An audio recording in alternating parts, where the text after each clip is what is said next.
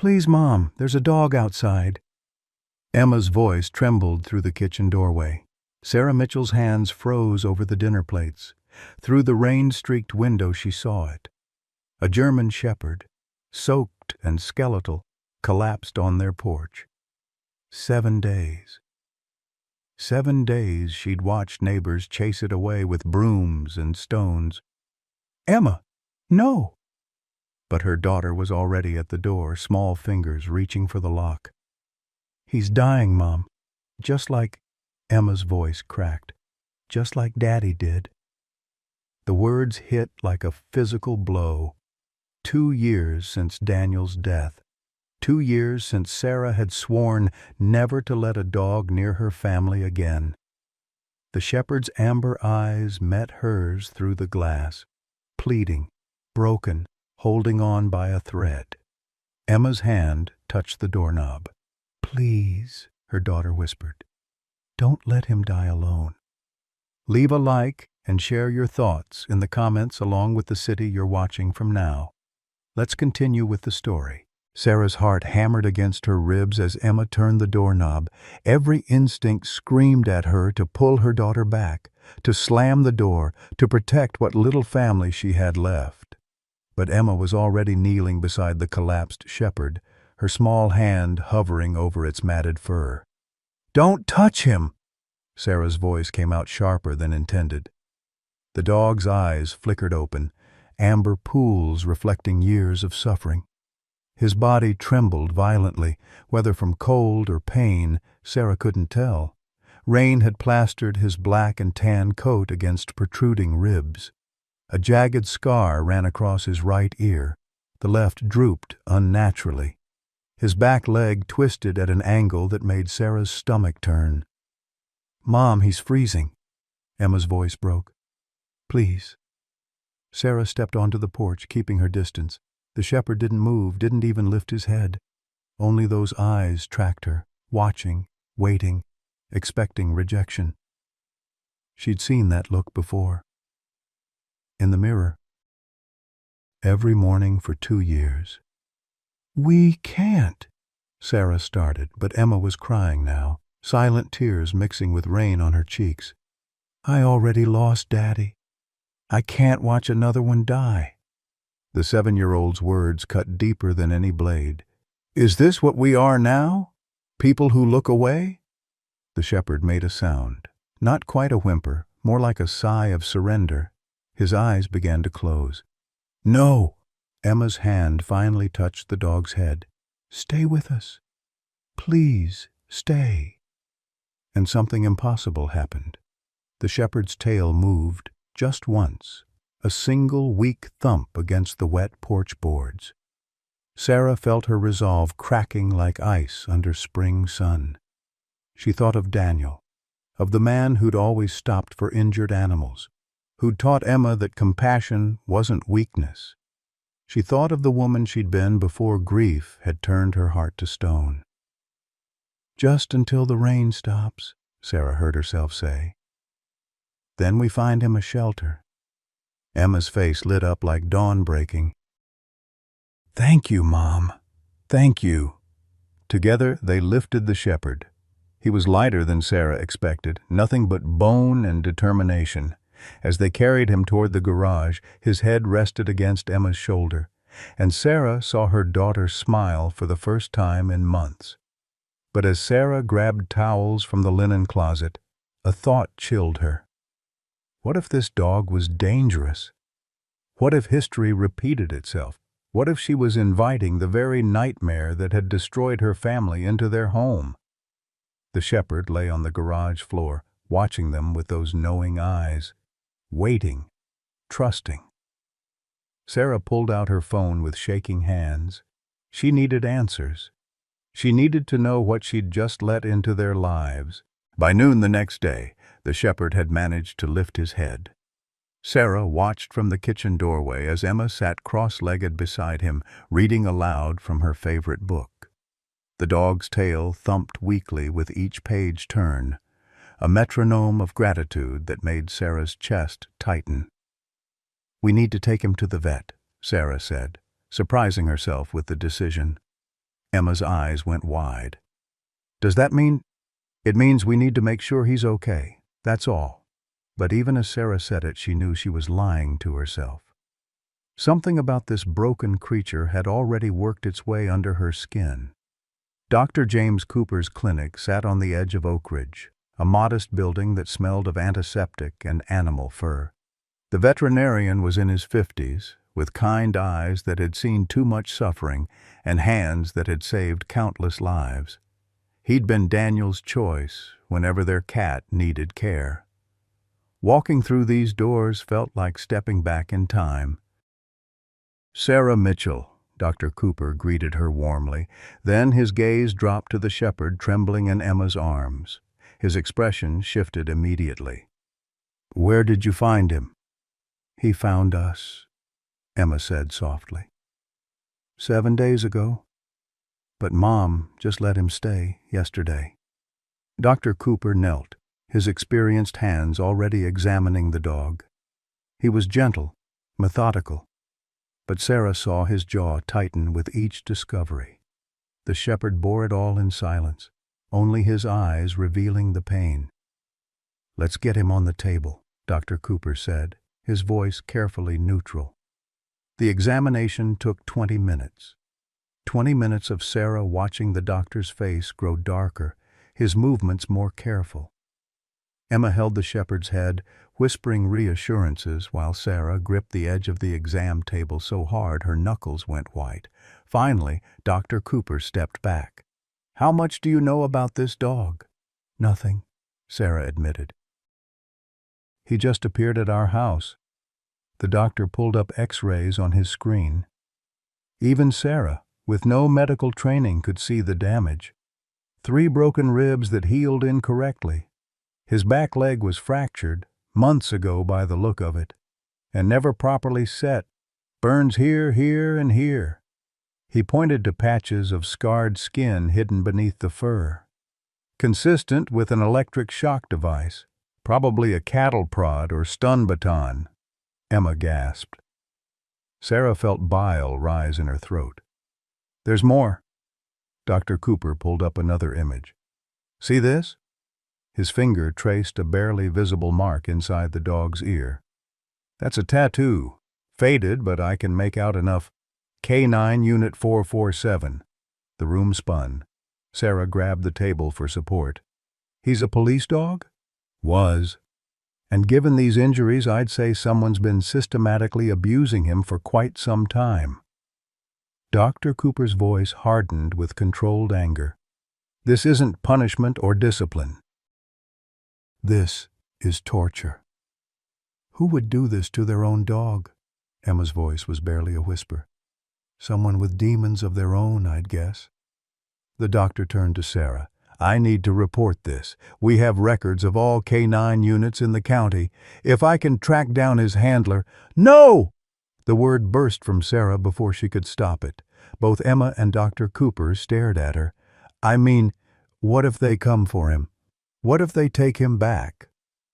Dr. Cooper studied her face for a long moment. "You're afraid of dogs, aren't you? I remember Daniel mentioning it once." Sarah's throat constricted. "My husband, he died 2 years ago. There was a chase, a K9 unit pursuing a suspect. Daniel was just walking by. The chaos, the dog—" She couldn't finish, couldn't voice the lie she'd been telling herself, that it was the dog's fault, that all dogs were dangers waiting to strike. "Mom," Emma's voice was soft. "Rex isn't like that. He's hurt, like we are." "Rex?" Sarah blinked. "It means king," Emma said, stroking the shepherd's head. "Because even broken, he's still noble." The dog, Rex, turned his amber eyes to Sarah. In their depths she saw something that made her breath catch. Recognition, understanding, as if he knew her pain because he carried the same weight. "I'll make the call," Dr. Cooper said gently. "But Sarah, whoever did this needs to be held accountable. And this dog needs answers as much as you do." That evening, Officer Lisa Chen arrived at their home. She was in her mid-30s, with sharp eyes that missed nothing and a gentle demeanor that put Emma at ease. Rex, however, tensed the moment she walked in. His body went rigid, ears flat against his skull. "It's okay, boy," Emma soothed. "She's here to help." But Rex's reaction told Sarah everything. He'd been hurt by someone in uniform, someone he should have been able to trust. Officer Chen sat across from Sarah in the living room while Emma stayed with Rex in the garage. "Dr. Cooper filled me in. I ran the tattoo number." She pulled out a tablet. "K9 Unit 447 belongs to Marcus Brennan, former officer K9 handler. He was forced to retire 2 years ago." Sarah's blood ran cold. 2 years? His service dog, Duke, was killed in the line of duty. Same incident where— Chen paused, checking her notes. "Where a civilian named Daniel Mitchell died." The world tilted. Sarah gripped the arm of the couch. That's my husband." Officer Chen's eyes widened. "I'm so sorry. I had no idea." "What happened to Marcus Brennan?" Sarah's voice sounded distant to her own ears. "After Duke's death, Brennan showed signs of PTSD, drinking problem, violent outbursts. The department tried to help, but he refused treatment. Eventually, he was let go." Chen hesitated. Rex was supposed to be his new partner, help him heal, but from what I'm seeing, something went very wrong. "Where is he now?" "That's the problem. His last known address is abandoned. Neighbors say he moved out months ago. No forwarding address, no contact information." Chen's expression darkened. "But Sarah, you need to understand something. If Brennan finds out you have his dog, he might come looking. And from his service record, he's not someone to take lightly." After Officer Chen left, Sarah sat in the darkness of her living room, her mind racing. The man who'd owned Rex, who'd tortured him, was connected to Daniel's death. The same incident that had stolen her husband had created this broken dog and his equally broken handler.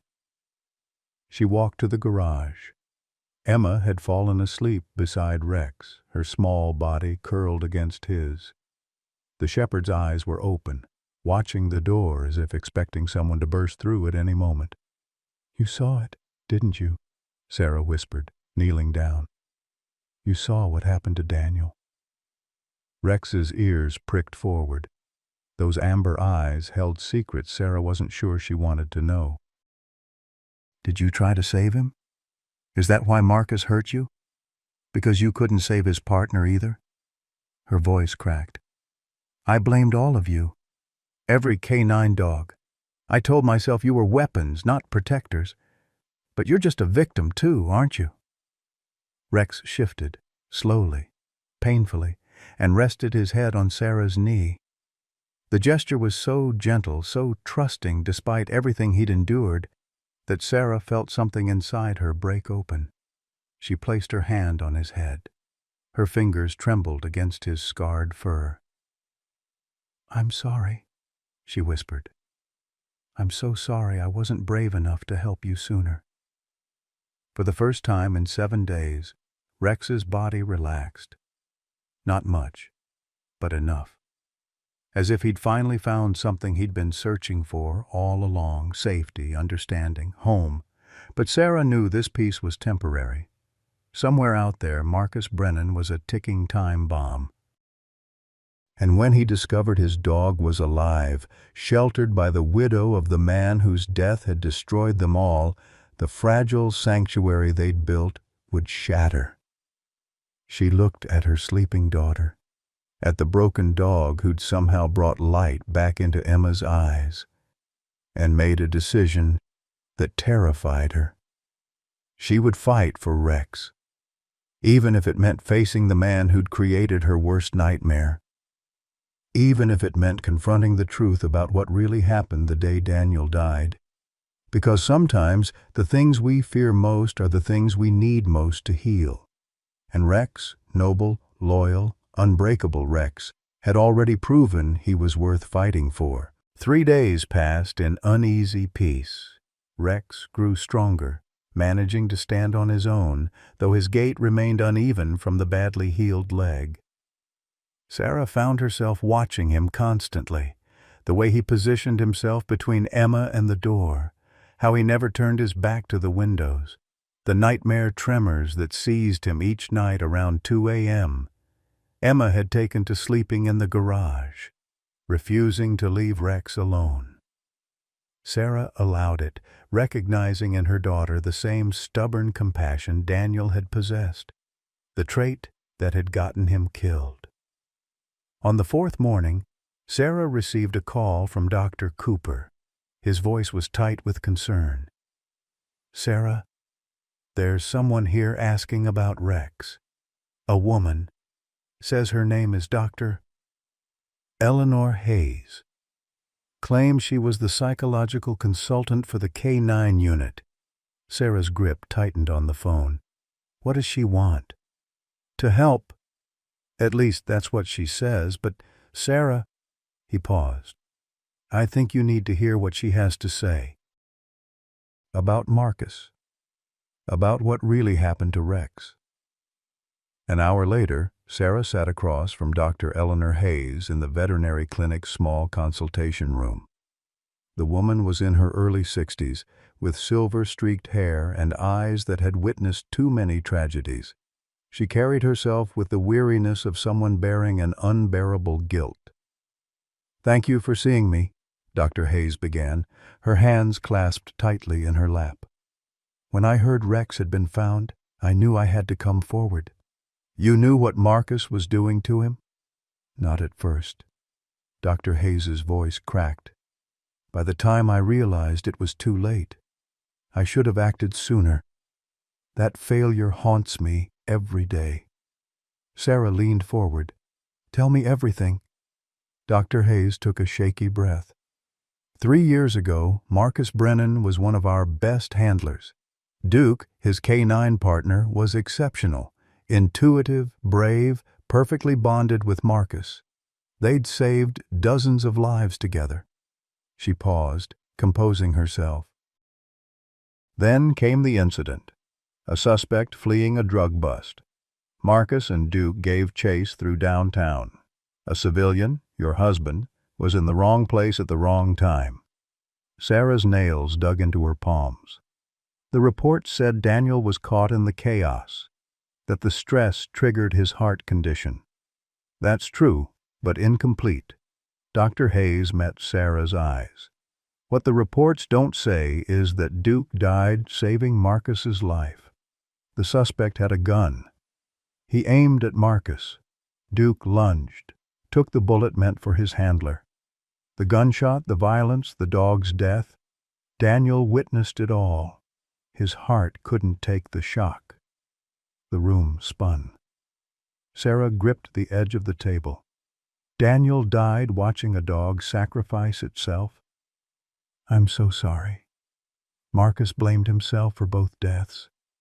He believed if he'd been faster, smarter, better, Duke would have lived. And so would your husband. The guilt consumed him. He developed severe PTSD, but he refused treatment.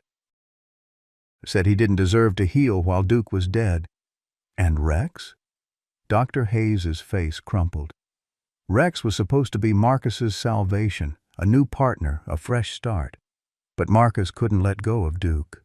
Every time Rex failed to be perfect, and no dog could meet Marcus's impossible standards, it was like Duke dying all over again. The discipline became punishment. The punishment became torture. Sarah felt sick. Why didn't anyone stop him? "I tried." Dr. Hayes's voice broke. "I documented Marcus's deteriorating mental state. I warned my superiors he was unfit for duty. But Marcus had 20 years of exemplary service. They gave him chance after chance. By the time they forced his retirement, Rex had endured months of systematic abuse." "And you did nothing?" "I did worse than nothing." Tears streamed down Dr. Hayes's face. I falsified reports. I hid the severity of Marcus's condition because I believed, foolishly, arrogantly, that I could fix him. That the bond with Rex would heal him. Instead, I enabled the destruction of an innocent animal and left a dangerous man unsupervised. Sarah stood abruptly, pacing the small room.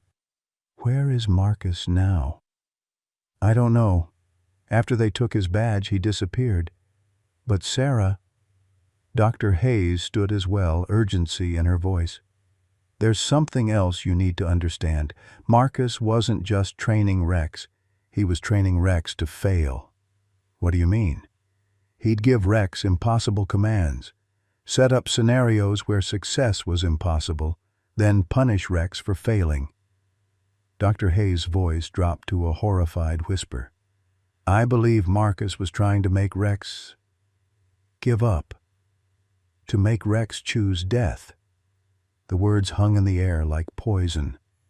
He wanted Rex to commit suicide? In a way, yes. Marcus convinced himself that Duke had chosen to die to save him. He wanted Rex to make the same choice, to prove that canine dogs understood sacrifice, that Duke's death had meaning. It was delusion born from untreated trauma, but it was systematic, calculated. Dr. Hayes wiped her eyes.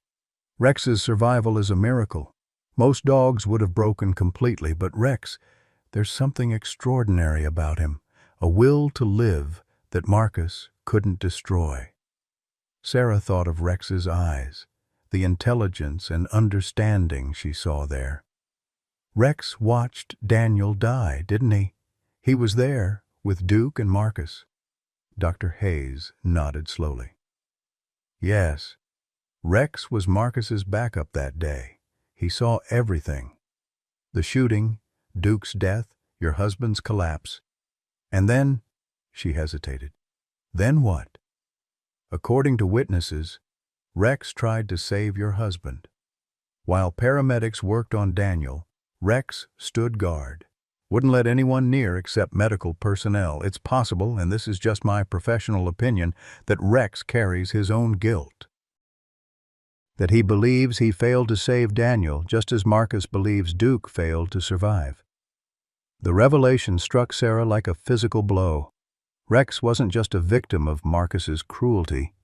He was a witness to her husband's death, a silent guardian who'd tried and failed to prevent it. They were bound by the same tragedy, carrying the same unbearable weight. Does Marcus know Rex tried to save Daniel? Sarah asked. I don't know. But if he does, it would only make things worse. In Marcus's twisted logic, Rex attempting to save your husband while Duke died would be the ultimate betrayal. Sarah returned to her chair, her mind reeling. Why are you telling me this now? Because Marcus is looking for Rex. I heard through old colleagues. He's been making inquiries, asking questions. And when he finds out where Rex is, Dr. Hayes leaned forward intently. Sarah, Marcus isn't just a broken man. He's dangerous. His delusions have only deepened. He believes Rex owes him the same sacrifice Duke made, and if Rex won't give it willingly, Marcus will take it by force. Are you saying he wants to kill Rex? I'm saying he wants Rex to choose death, to prove Marcus's twisted theory correct. But if Rex continues to choose life, she didn't finish, but she didn't need to. Sarah drove home in silence, Dr. Hayes's words echoing in her mind. She found Emma in the backyard, throwing a tennis ball in careful, gentle arcs.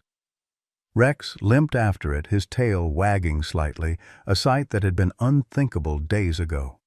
"Mom, look!" Emma called out. "Rex brought it back!"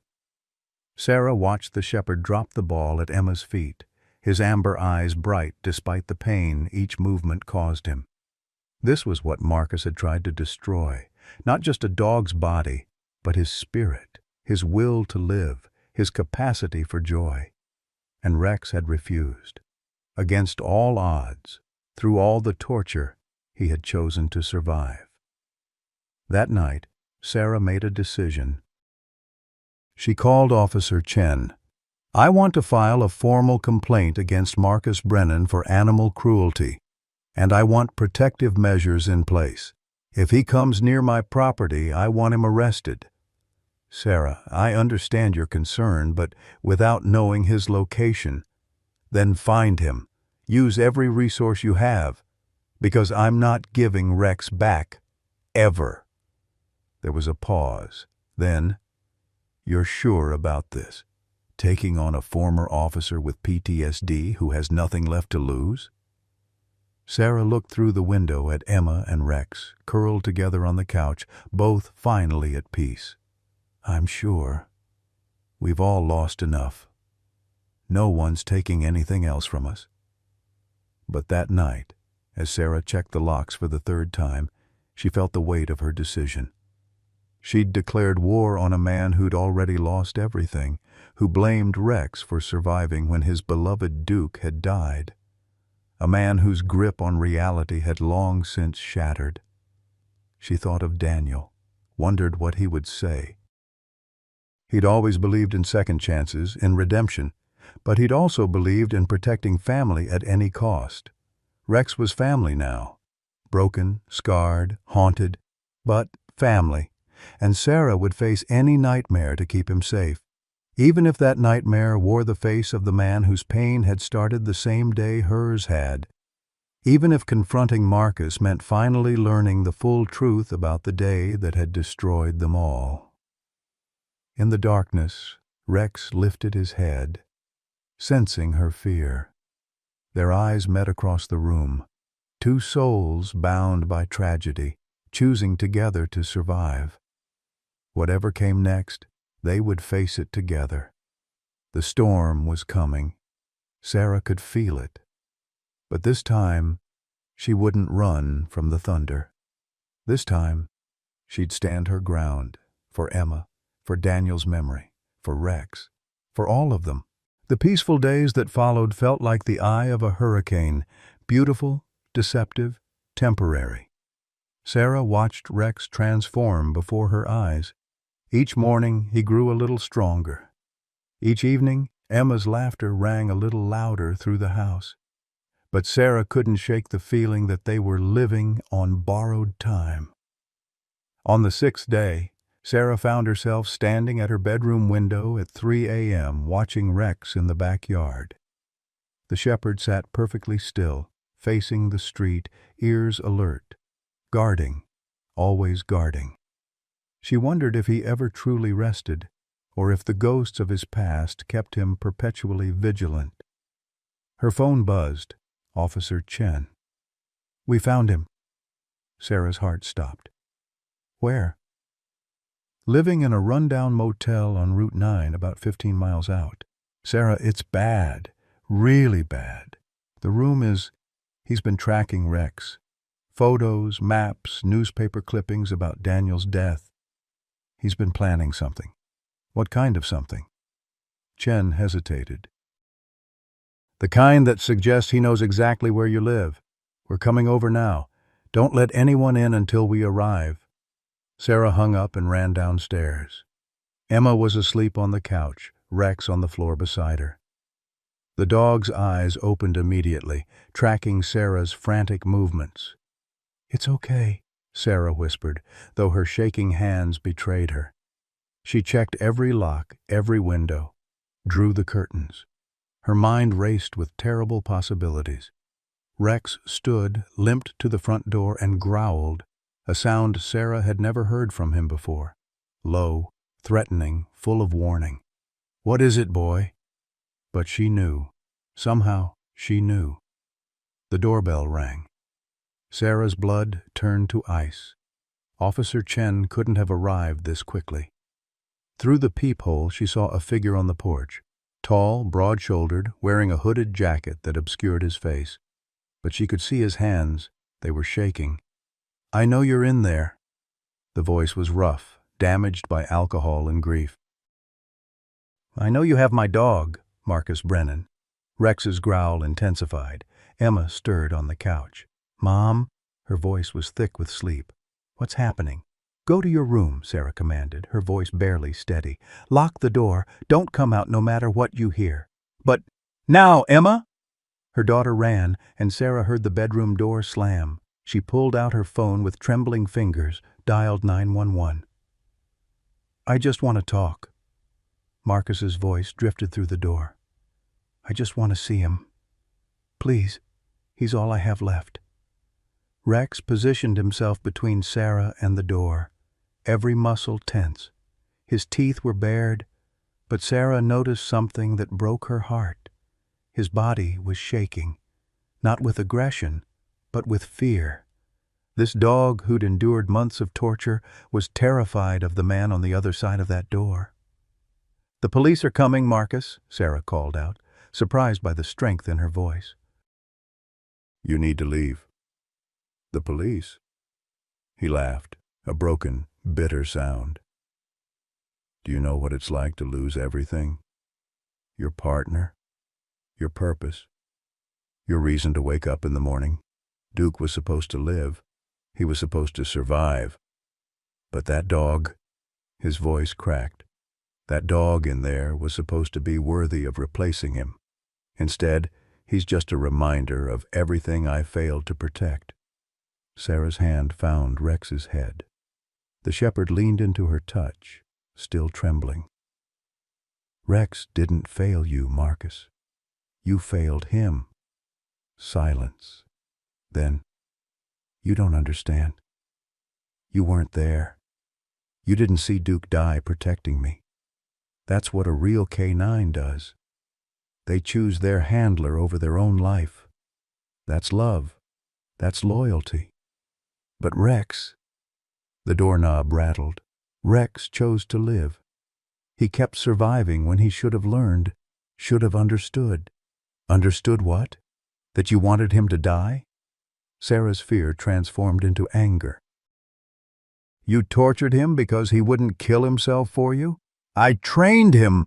Marcus's voice rose. I gave him chances to prove himself, to show he understood what Duke understood. But he just kept... A sound like a sob.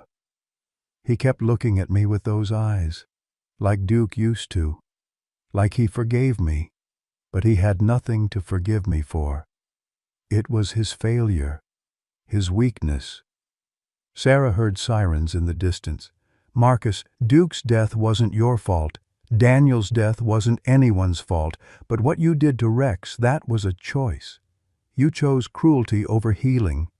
Don't you dare speak about Daniel. The door shook from a violent kick. You think I don't know who you are? Sarah Mitchell, the widow. Your husband died because of me, because I wasn't fast enough, because Duke... Another kick, harder.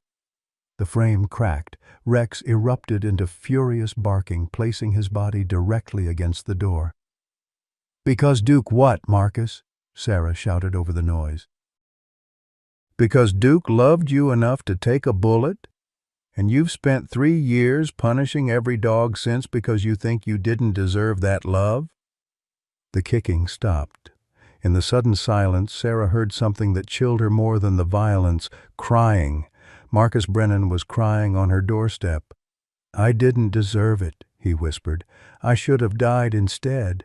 Duke was good, pure. He deserved to live. Your husband deserved to live. But me? I'm nothing but a broken piece of... His voice dissolved into sobs. Sarah's hand trembled on the doorknob. Against every instinct, she found herself pitying this man, this broken, dangerous man who'd tortured the dog now protecting her. Marcus, listen to me. She kept her voice calm, though her heart hammered. Rex tried to save Daniel. Did you know that? While you were holding Duke, while the world was falling apart, Rex stood guard over my husband. He tried to protect a stranger because that's what he was trained to do. That's who he is. A choked sound from the other side. What? He didn't fail, Marcus. He didn't betray Duke's memory. He honored it. He tried to save a life while you were losing one. That's not weakness. That's not failure. That's a dog doing exactly what he was meant to do. The sirens grew louder. Red and blue lights began to flash through the curtains. "They're going to take me away," Marcus said, his voice hollow. "I'll never see him again." "No," Sarah said firmly. "You won't. Because Rex deserves better than the man who tried to break him. He deserves a life without fear, without pain, without waiting for the next punishment." "Police!" "Marcus Brennan, step away from the door." Sarah heard Officer Chen's voice, heard the sound of multiple footsteps on her porch. There was a scuffle, Marcus's voice raised in protest, then fading as they led him away. She waited until Chen knocked. "Sarah, it's safe. You can open up." With shaking hands, Sarah unlocked the door. Officer Chen stood there with 2 other officers, all looking grim. "He's in custody. We found evidence in his motel room, notebooks detailing his plans. Sarah, he wasn't just coming to take Rex. He had—" Chen glanced at the other officers. "He had implements. We believe he was planning to force Rex into a situation where the dog would have to choose between saving you and Emma or saving himself." Sarah's legs nearly gave out. He was going to make Rex watch us die? Or intervene and be killed in the process? Either way, Marcus had convinced himself this was the only way to prove whether Rex understood true loyalty or not. Chen's expression was pained. "I'm sorry. We should have found him sooner." Emma emerged from her room, pale and frightened. Rex immediately went to her, and she buried her face in his fur. Sarah joined them, wrapping her arms around both child and dog. "Is the bad man gone?" Emma whispered. "Yes, sweetheart, he's gone." But Sarah knew it wasn't over. Marcus would face charges, certainly, but the system that had failed to help him, failed to protect Rex, failed to prevent this confrontation, that system was still broken. And there were other dogs, other handlers spiraling into darkness, other families one tragedy away from destruction. As dawn broke, Sarah sat with Emma and Rex, holding them close. The shepherd had finally stopped shaking. His amber eyes, once so haunted, held something new. Not quite peace, but perhaps the beginning of it. Trust, hard-won and fragile. "Mom," Emma said softly, "Rex was so brave. He protected us even though he was scared."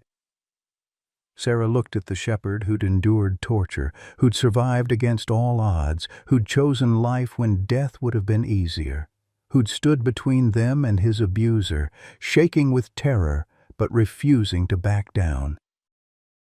"Yes, he was," Sarah whispered, stroking his scarred head. "The bravest." Later that morning, Dr. Hayes arrived. Sarah had called her, needing answers only she could provide. "What happens to Marcus now?" Sarah asked.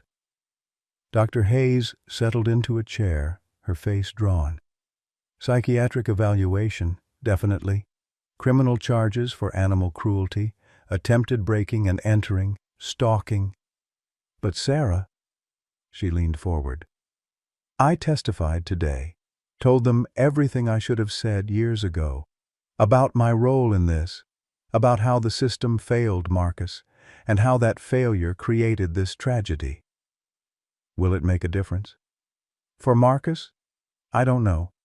His mind is fractured in ways that may never heal, but for others?" Dr. Hayes's eyes brightened slightly.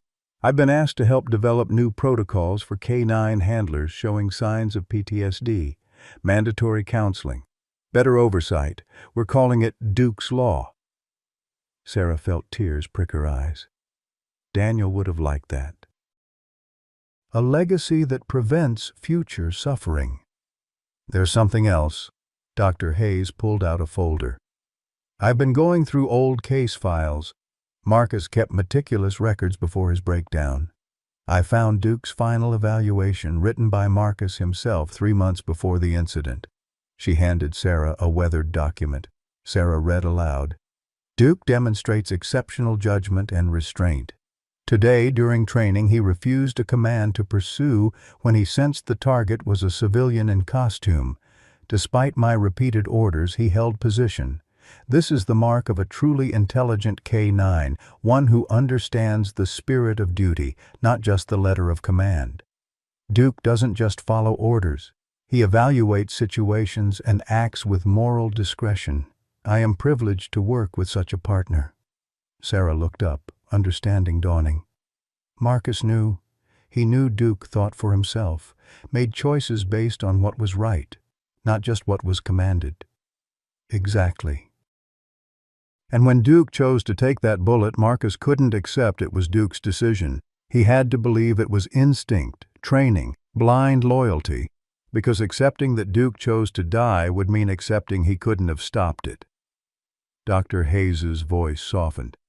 Marcus has been running from Duke's autonomy ever since, trying to prove canines are just extensions of their handlers without their own will, because if they have free will, then Duke's death was his own choice and Marcus couldn't have prevented it. Sarah finished. So he tortured Rex, trying to break his will to prove dogs don't really choose. But Rex kept choosing, Dr. Hayes said, choosing to live, choosing to trust again, choosing to protect you and Emma despite everything. Rex proved what Marcus couldn't accept, that canines are sentient beings making their own moral decisions, and sometimes those decisions break our hearts. Sarah looked at Rex, sleeping peacefully beside Emma on the couch. How many times had he chosen life when death would have been easier? How many times had he chosen to trust when betrayal was all he knew? He's not just a survivor, Sarah whispered. He's a teacher. Dr. Hayes smiled sadly. Yes, teaching us what we're often too broken to learn, that love and loyalty aren't about sacrifice and suffering. They're about choosing every day to be present for each other, even when it hurts, especially when it hurts. That night, Sarah sat on the porch, Rex beside her. Emma was asleep inside, finally able to rest without fear. The neighborhood was quiet, peaceful, normal. But Sarah knew she'd been changed irrevocably. You know what's funny? She said to Rex, who cocked his head attentively. I spent 2 years blaming dogs for Daniel's death, hating them, fearing them. And you were there. You tried to save him. While I was building walls of anger and grief, you were carrying guilt that wasn't yours to bear. Rex leaned against her leg, warm and solid and real. We're quite the pair, aren't we? Both of us loved someone who died. Both of us blamed ourselves. Both of us convinced we didn't deserve a second chance at happiness. Sarah's voice cracked. But Emma, she saw what we couldn't, that we needed each other. That healing doesn't mean forgetting. It means choosing to love again despite the risk. Rex's tail thumped once against the porch boards. Sarah thought of Marcus, locked in a cell, still running from Duke's choice, still unable to accept that love sometimes means letting go. And she thought of Daniel, who'd taught Emma that compassion wasn't weakness. Thank you, she whispered to Rex, for not giving up, for showing us what courage really looks like, and for choosing us, even when we didn't deserve it. Rex turned his amber eyes to her, and in them Sarah saw forgiveness. And not just for her years of misplaced anger, but for every human who'd failed him, every hand that had hurt him, every moment of suffering he'd endured. And she finally understood what Emma had known all along, that this broken dog with his scars and his limp and his haunted eyes was exactly what their broken family needed. Not to replace what they'd lost, but to remind them what love looks like when it refuses to surrender to pain. 2 weeks after Marcus's arrest, Sarah received a phone call that would unravel everything she thought she understood about the day Daniel died. Officer Chen's voice was tight with tension. Sarah, I need you to come to the station. Alone. There's something you need to see before we proceed with Marcus's case. Sarah's hands went cold. What is it? Not over the phone. Please. This is important. She left Emma with their elderly neighbor, Mr. Harold, a kind man who'd taken to Rex immediately, often remarking that the shepherd reminded him of dogs he'd known in Vietnam. Rex seemed calmer with the old veteran, as if recognizing a kindred soul who understood the weight of survival. The police station smelled of stale coffee and worn linoleum. Officer Chen led Sarah to a small viewing room with a single monitor on the desk. Before you watch this, I need you to understand what you're about to see contradicts the official report from 3 years ago. Chen's hands trembled slightly as she queued up the video. This footage was from a traffic camera at the intersection where Daniel died. Somehow, it was never entered into evidence. I found it while building the case against Marcus. Why wasn't it included? Chen's jaw tightened. That's what Internal Affairs is trying to determine. But Sarah, she met Sarah's eyes. This changes everything. About Daniel. About Duke. About why Marcus broke. The video began. Sarah recognized the intersection immediately. The corner where Daniel had collapsed, where witnesses said the chaos of the K9 chase had triggered his fatal heart attack. She watched her husband walk into frame, coffee in hand, checking his phone. Normal. Alive. Then the suspect appeared, running, Duke and Marcus close behind. Watch carefully, Chen said softly. Sarah leaned forward. The suspect veered toward Daniel, whether by accident or design she couldn't tell. Duke barked, closing the distance. Marcus shouted commands. And then, Sarah's breath caught. It wasn't chaos, it wasn't random. The suspect grabbed Daniel, using him as a human shield against the pursuing dog. Daniel's coffee flew from his hand as he was yanked backward. Duke skidded to a halt, trained never to attack when a civilian was at risk. Marcus stopped too, gun drawn but unable to get a clear shot. The suspect had Daniel in a chokehold, something metallic pressed against Daniel's neck. "Oh God," Sarah whispered. "He had a weapon." "A syringe," Chen said grimly. The autopsy found a needle mark on Daniel's neck but attributed it to the paramedics. It wasn't. The suspect injected Daniel with his own product, a nearly pure dose of methamphetamine. That's what caused the heart attack. Not stress, not the dog. Murder. The video continued. Daniel collapsed. The suspect released him and ran, and then Sarah's heart shattered into pieces. Duke didn't chase. The dog went to Daniel, stood over him, barked frantically for help. Marcus, torn between duty and his partner's distress, made a choice. He radioed for backup and medical, then pursued the suspect on foot, ordering Duke to stay and guard.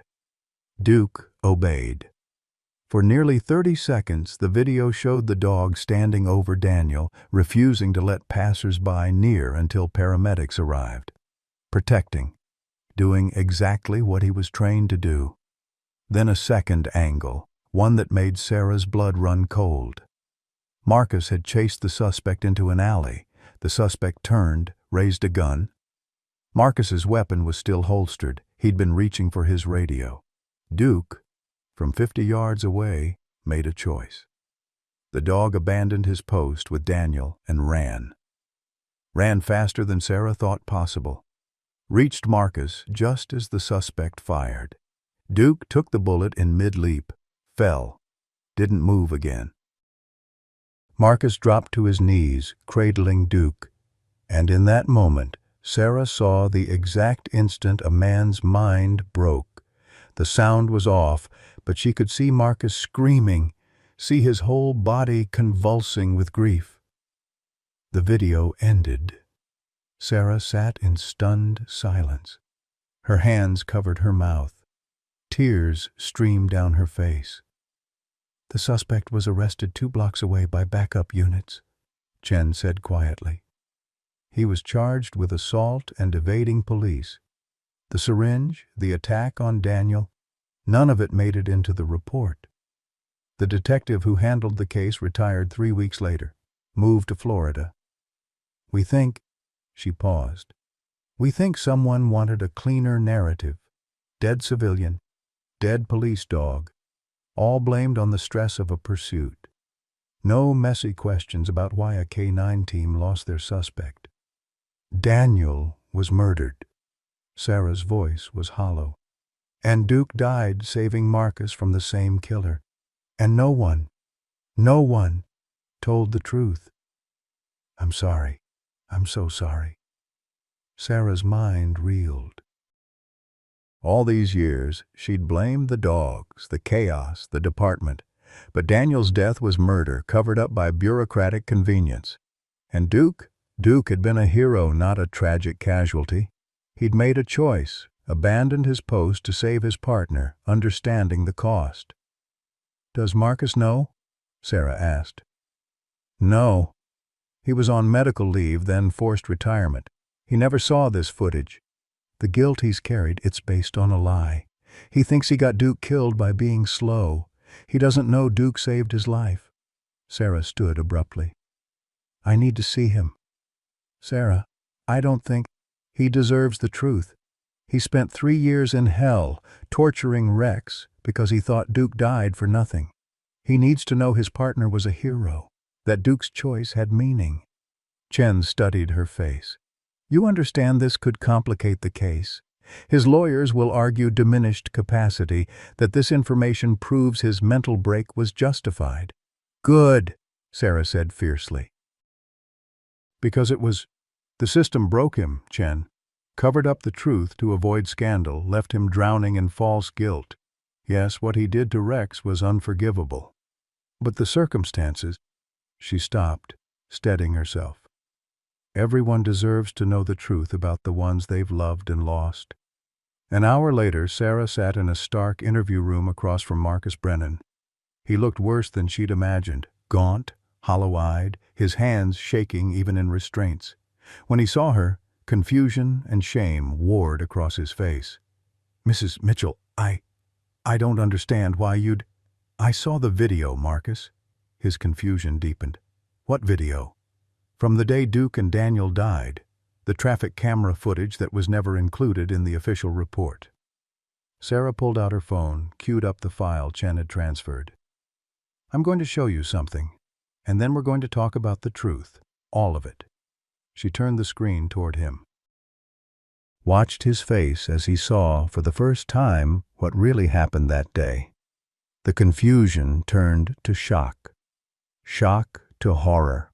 Horror to something that looked like resurrection, the return of a man who'd been dead inside for 3 years.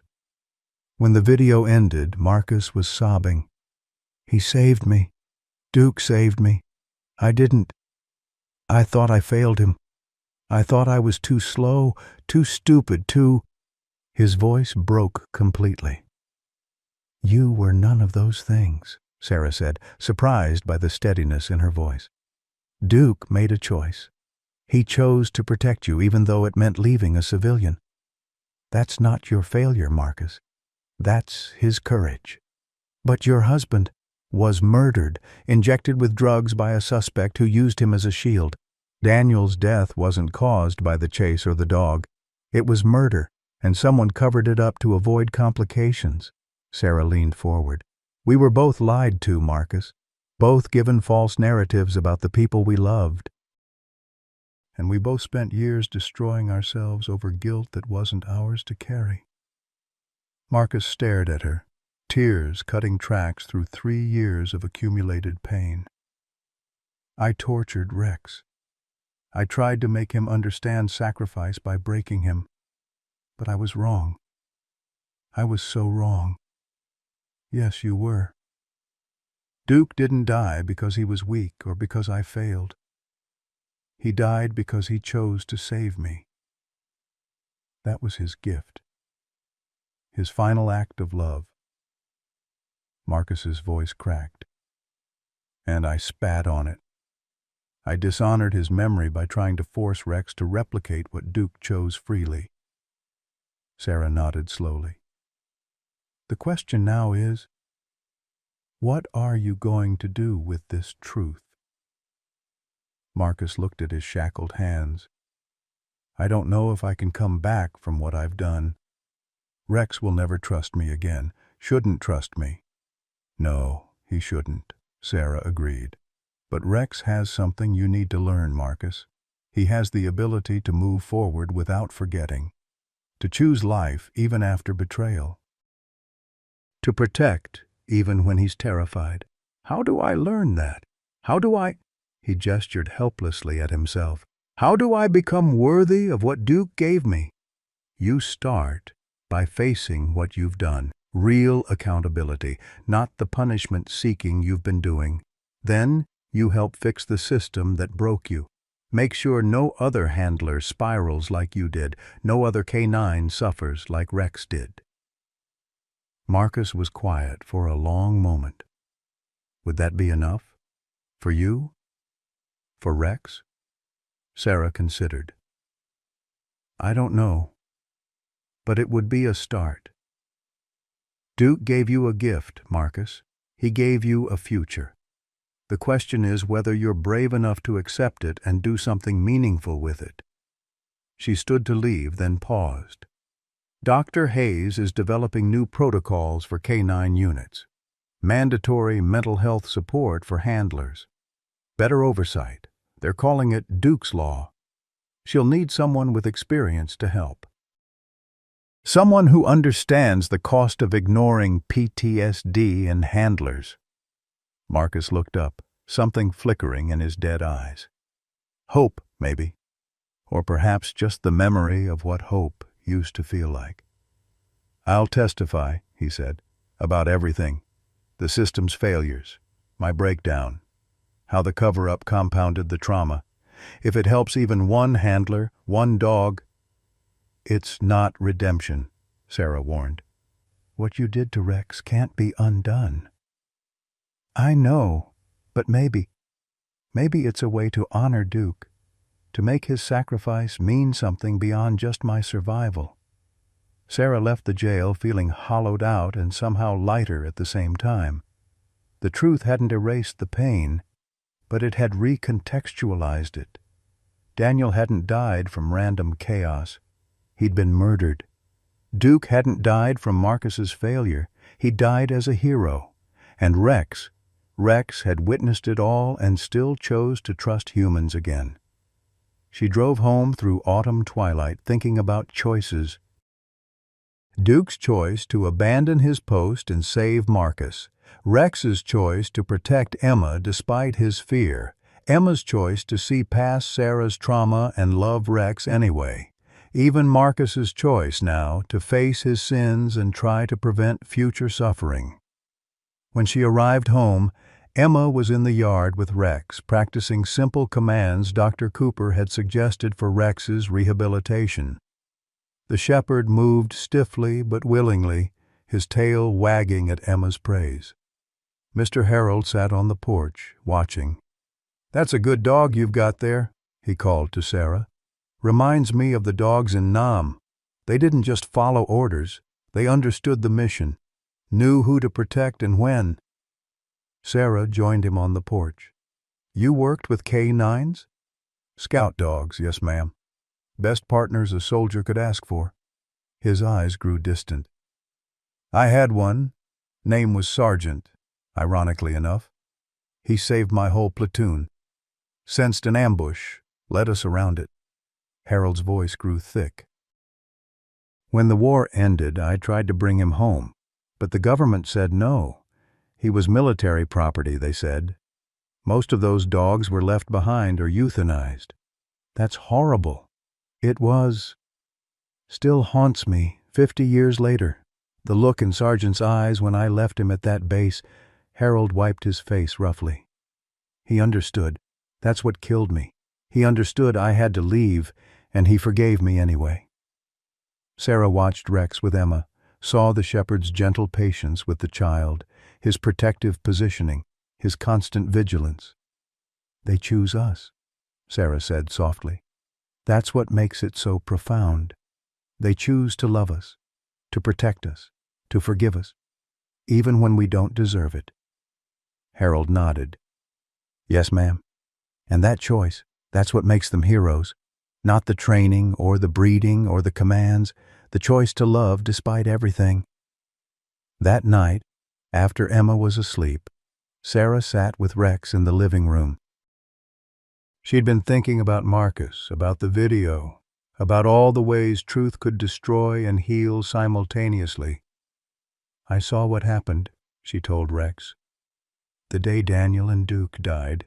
I know you were there. I know you stood over Daniel, tried to protect him, and then you saw Duke die saving Marcus. Rex's ears flicked back. His breathing quickened slightly, the only sign he understood. Is that why you let Marcus hurt you? Because you felt guilty? Because you thought you should have saved them both? Sarah's voice broke. Oh, Rex, you did everything right. You followed your training, protected the civilian. Duke made his own choice. You didn't fail anyone. The shepherd laid his head in her lap, a gesture of trust that still felt miraculous given what he'd endured. Marcus saw the video today. Knows the truth now. It won't undo what he did to you, but... Sarah stroked Rex's scarred ears. But maybe it's a first step. For both of you. Toward something that isn't just survival, toward actual healing. Rex's tail gave a small wag. Sarah thought of all the broken pieces. Marcus, shattered by hidden truth, Rex tortured for surviving, herself paralyzed by misdirected blame, Emma desperate for connection.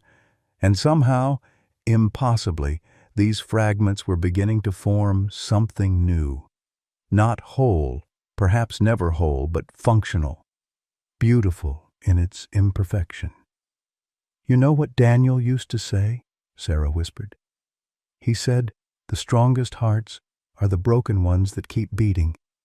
I never understood it until now. Until you. Outside, the wind picked up, rustling autumn leaves. Inside, a widow, a child, and a scarred shepherd sat together in the lamplight. 3 souls bound by tragedy, choosing together to believe in tomorrow. The truth had been painful, but truth, Sarah realized, was also liberation. Marcus could finally grieve Duke properly. Sarah could finally let go of her misplaced anger. And Rex could perhaps finally understand that he'd done nothing wrong, that survival wasn't betrayal, that choosing life was the bravest act of all. Thank you, Sarah whispered, not sure if she was thanking Rex or Daniel or Duke, or some combination of all the souls, human and canine, who'd taught her about love's persistence in the face of loss. Rex settled against her leg, his breathing evening out. And for the first time in 3 years, Sarah felt something she'd thought was lost forever. Peace. Not the peace of forgetting, but the peace of acceptance. The peace of truth, however painful. The peace of a heart that had shattered and was learning, piece by careful piece, to beat again. The morning air carried a bite of approaching winter as Sarah stood in Dr. Cooper's office, staring at the X-rays illuminated on the light box. 3 weeks had passed since Marcus's arrest, since the truth about Daniel's death had come to light. 3 weeks of relative peace, of Rex growing stronger, of Emma's nightmares finally fading. But peace, Sarah was learning, was always temporary. The leg needs surgery, Dr. Cooper said, his finger tracing the malformed bone on the X-ray. It healed wrong after the initial break. Every step causes pain. He's just learned to hide it exceptionally well. Sarah felt her stomach drop. How extensive? We'd need to re-break the bone, reset it properly, install pins. It's major surgery, Sarah. Expensive, risky, and the recovery will be months. Even then, he paused, choosing his words carefully. Even then, he'll always have a limp. But at least it won't hurt him every moment of every day. How much pain is he in right now? Doctor. Not because of medical complications, but because they give up, Sarah finished, her voice hollow. They finally feel safe enough to let go. Yes. I need you to understand the risk. Rex has fought so hard to survive, but if his subconscious believes he's finally in a safe place to stop fighting, Sarah closed her eyes. Rex had been holding on through sheer will, through determination to protect Emma, through some deep reserve of strength that defied understanding. But if the anesthesia lowered his defenses, if his exhausted mind decided the battle was finally over, "We still have to try," she said. "I won't let him live in pain because we're afraid of losing him." The surgery was scheduled for 3 days later. Sarah agonized over whether to tell Emma the full risks, finally deciding her daughter deserved the truth. That night, she sat Emma down in the living room, Rex lying between them. "Rex needs an operation," Sarah began. "His leg, the one that was broken before, it didn't heal right. Every step hurts him." Emma's eyes filled with tears. "He never said anything. He never—" She buried her face in Rex's fur. "Why didn't you tell us you were hurting?" "Because that's what he does," Sarah said softly. "He protects us, even from his own pain. But now we need to protect him. The surgery will help, but—" She swallowed hard. "But there are risks. Sometimes when dogs who've been hurt like Rex have been through surgery, they don't wake up. Not because of the operation, but because they're so tired of fighting." Emma's head snapped up. "No, no, Rex wouldn't give up. He wouldn't leave us. I don't think he wants to, sweetheart. But his body and mind have been through so much, more than any creature should endure. If, during the surgery, some part of him decides he can finally rest, then we have to make sure he knows he can't." Emma's voice was fierce through her tears. "Because we're not done needing you." Rex's tail thumped once against the floor. He licked Emma's face, and Sarah saw in his amber eyes something that broke and mended her heart simultaneously, understanding. This incredible, damaged, heroic dog understood exactly what Emma was asking of him. At the veterinary hospital, Sarah held Rex's head as Dr. Cooper prepared the anesthesia. "You listen to me," she whispered fiercely. "Emma needs you. I need you. You don't get to rest yet. You hear me, Rex? Come back to us. Whatever peace you think you've earned, whatever relief you think you deserve, it can wait. We're not done. You're not done." Rex's eyes held hers as the drug began to take effect. She saw them start to glaze, saw his body begin to relax, and in that final moment of consciousness, she saw him fight it, fight the pull of surrender, the seductive promise of release from pain. "That's it," Dr. Cooper murmured. "He's under." Sarah stayed, unable to leave, while Dr. Cooper worked. Emma sat in the waiting room with Mr. Harold, who'd insisted on coming for support. Officer Chen stopped by during her break, sitting quietly beside Sarah through the observation window. "Marcus's evaluation came back," Chen said after a long silence. "Severe PTSD, complicated by depression and alcohol abuse. His lawyers are arguing diminished capacity. The DA is willing to reduce charges in exchange for mandatory psychiatric treatment and community service, specifically working with Dr. Hayes on the new K9 protocols."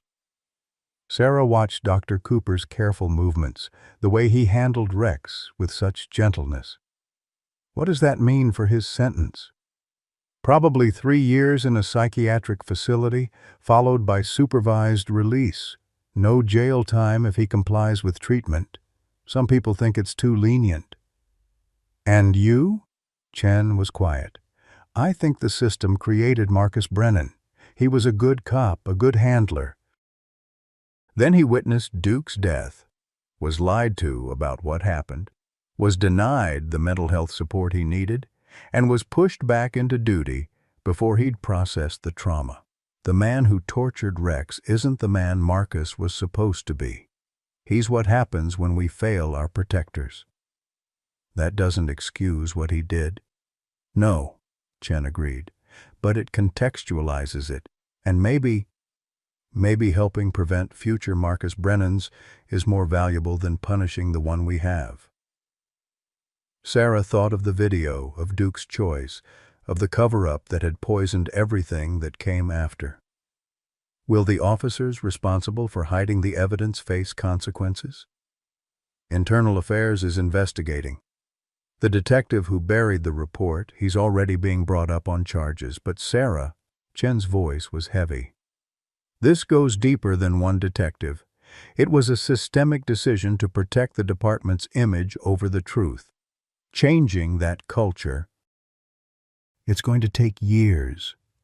Through the window, Sarah watched Dr. Cooper work on Rex's leg, breaking bone that had healed wrong, causing pain to end pain.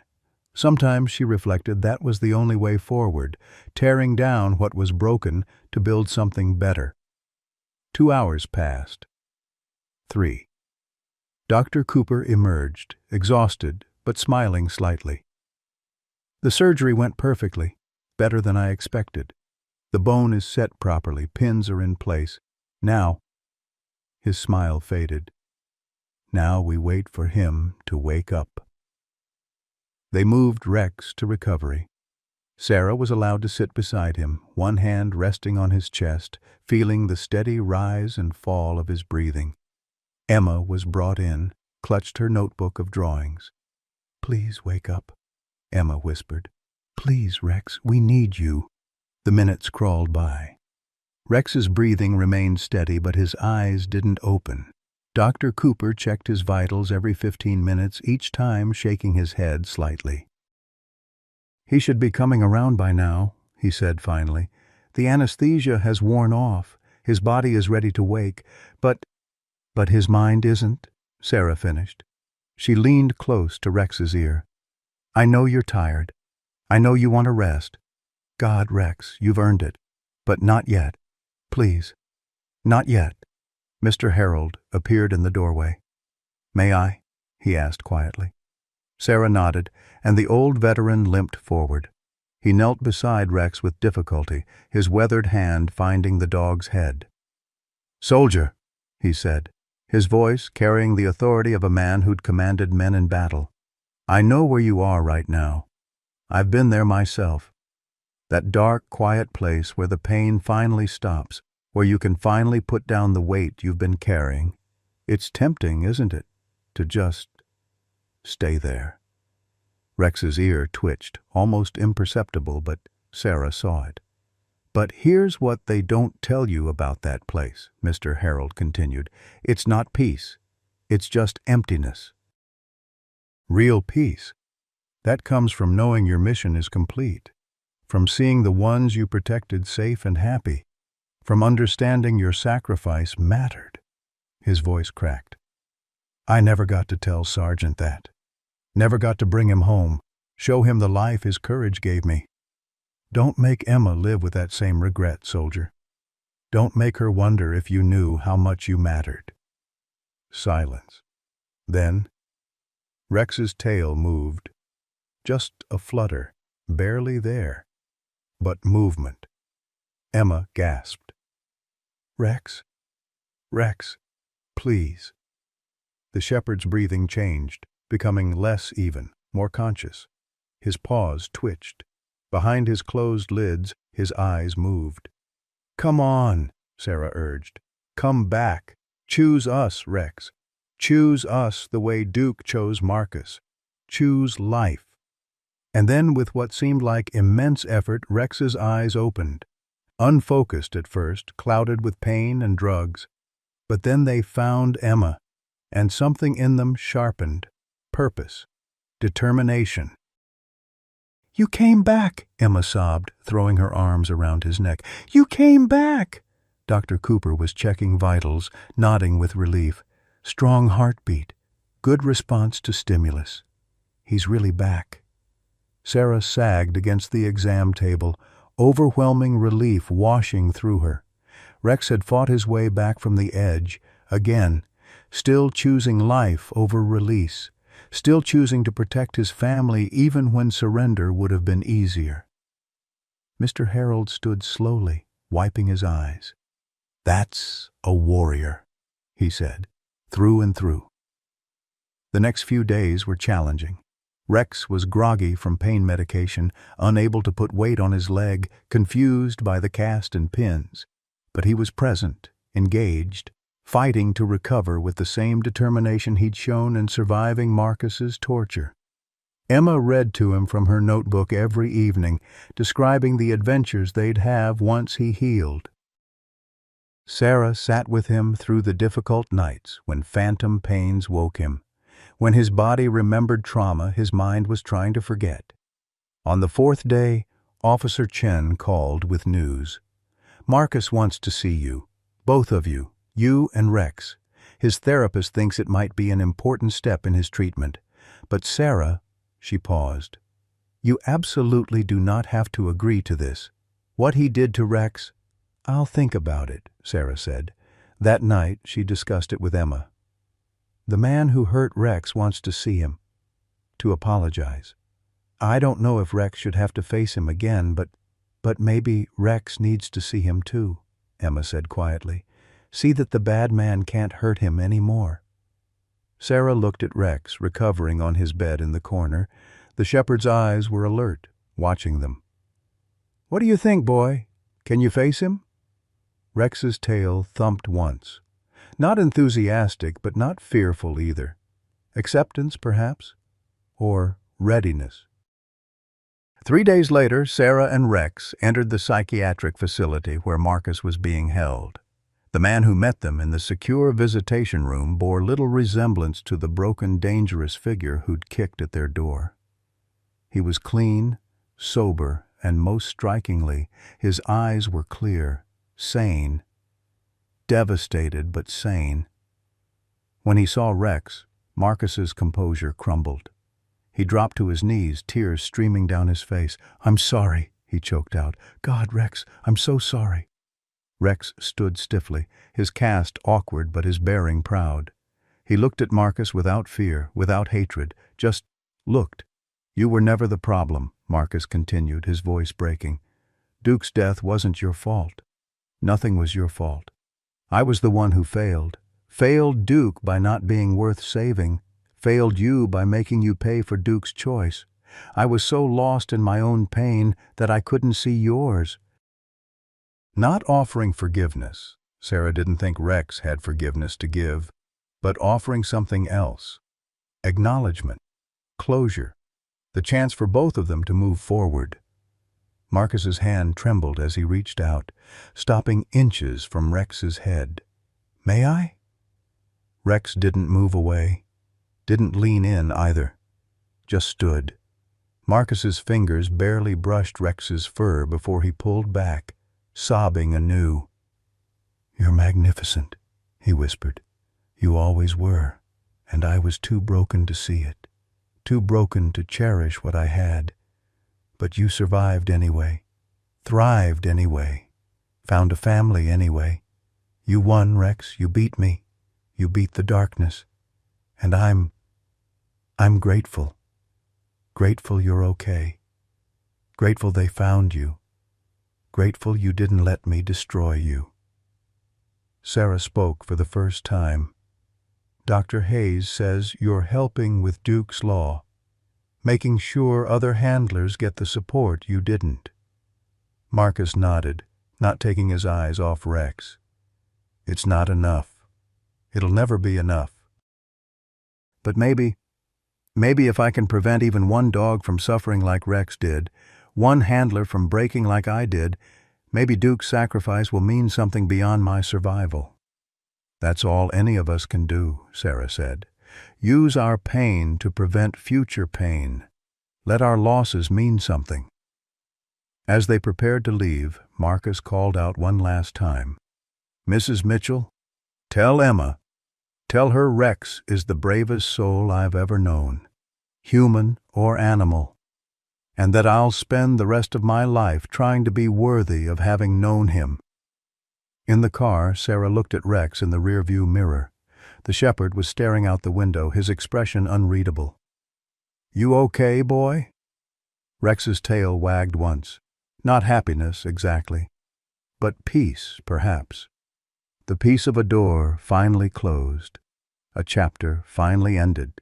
He'd faced his abuser and stood strong, proven once and for all that Marcus hadn't broken him. That night, Sarah wrote in a journal she'd started keeping, a record of their healing journey. Every choice rippled outward, affecting others in ways impossible to predict. Duke's choice had led to Marcus's breakdown, which had led to Rex's torture, which had led to him finding Sarah and Emma, which had led to uncovering the truth about Daniel's death, which had led to systemic changes in K9 unit oversight.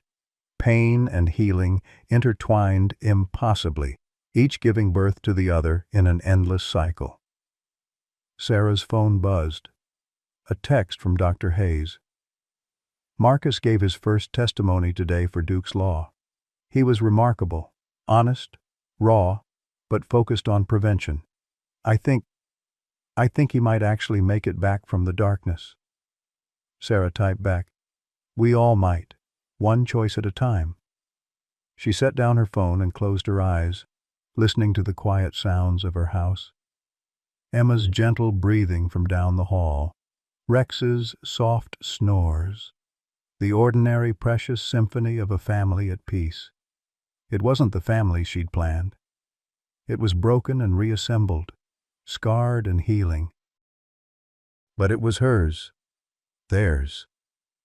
Built from wreckage and held together by choices, the daily difficult choice to love despite loss, to trust despite betrayal, to hope despite history. Outside, autumn was giving way to winter, but inside, in a house in Oak Ridge, Oregon, 3 souls slept soundly, a widow learning to live again, a child learning that love could survive anything, and a scarred shepherd who'd taught them both what courage really meant. Not the absence of fear, but the choice to stand firm despite it. Not the avoidance of pain, but the determination to find meaning within it. Not the erasure of trauma, but the refusal to let trauma erase you. Rex had survived. They'd all survived. And tomorrow, they'd make the same choice again. And the day after that, and the day after that, until survival became living, and living became thriving, and thriving became the gift they'd offer back to a world that had taken so much from them. One choice at a time. One day at a time. And one small act of courage building upon another until, impossibly, there was light where darkness had been. It wasn't redemption, not quite, but it was something just as powerful. It was hope. 6 months after Rex's surgery, Sarah stood in the kitchen preparing Sunday dinner, a tradition she'd resurrected from her life before Daniel's death. The house smelled of roasting chicken and fresh bread, scents that spoke of normalcy, of healing, of home.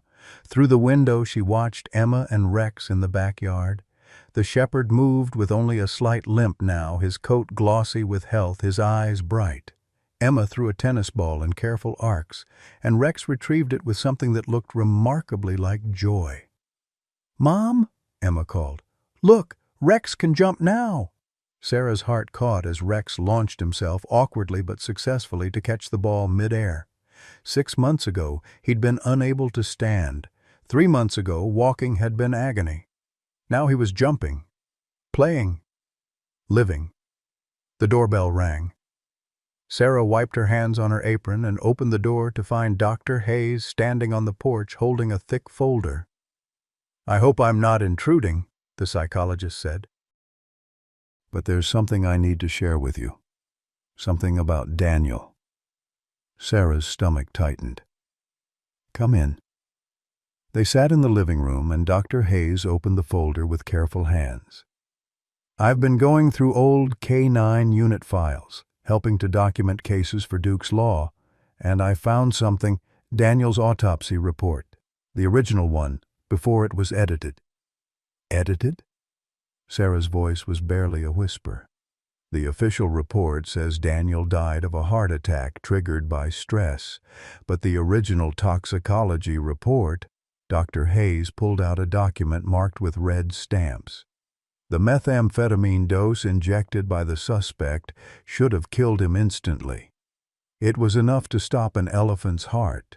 But Daniel lived for nearly 4 minutes after injection, long enough to be conscious, long enough to—" She paused, her voice thick with emotion. "Long enough to witness Duke's sacrifice, to see Marcus's grief, to understand what had happened." Sarah felt the room tilt. He was aware? For 4 minutes? According to the paramedic report, another document that was suppressed, Daniel's last words were about the dog. He told the paramedics, "Tell the handler his dog was a hero. Tell him it wasn't his fault." Dr. Hayes's eyes glistened with tears. "Daniel used his last moments of consciousness not to say goodbye to you or Emma, but to try to prevent Marcus's guilt, to try to save the man whose dog had just died."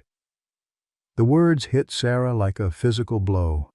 Daniel, kind, compassionate Daniel, had spent his dying moments trying to ease a stranger's pain. Even as his own heart was failing, even as he must have known he was dying, his thoughts had been for someone else's suffering. "Did Marcus ever receive that message?" Sarah asked, her voice breaking. "No. The paramedics included it in their report, but that report was buried with all the other inconvenient truths. Marcus never knew that Daniel's last words were absolution, Doctor." Hayes leaned forward. "Sarah, your husband tried to give Marcus the very thing that might have prevented his breakdown, but the system, the same system that covered up the murder, that hid the video evidence, also hid Daniel's final gift." Sarah stood abruptly, pacing the room. All of this, Marcus's torture of Rex, the years of suffering, it could have been prevented if someone had just told him the truth. If they'd just delivered Daniel's message. Not just delivered it. If they'd provided proper mental health support. If they'd been honest about what happened. If they'd put people over public image.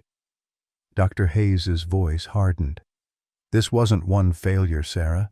It was systematic institutional cowardice, and Rex paid the price for all of it." Through the window, Sarah watched Rex playing with Emma, unaware of the conversation that was recontextualizing everything about his suffering. He'd been tortured because of lies. Because bureaucrats had decided that truth was too messy, that preventing scandal mattered more than preventing trauma. "Does Marcus know?" Sarah asked. "About Daniel's words?" "Not yet. I wanted to ask you first.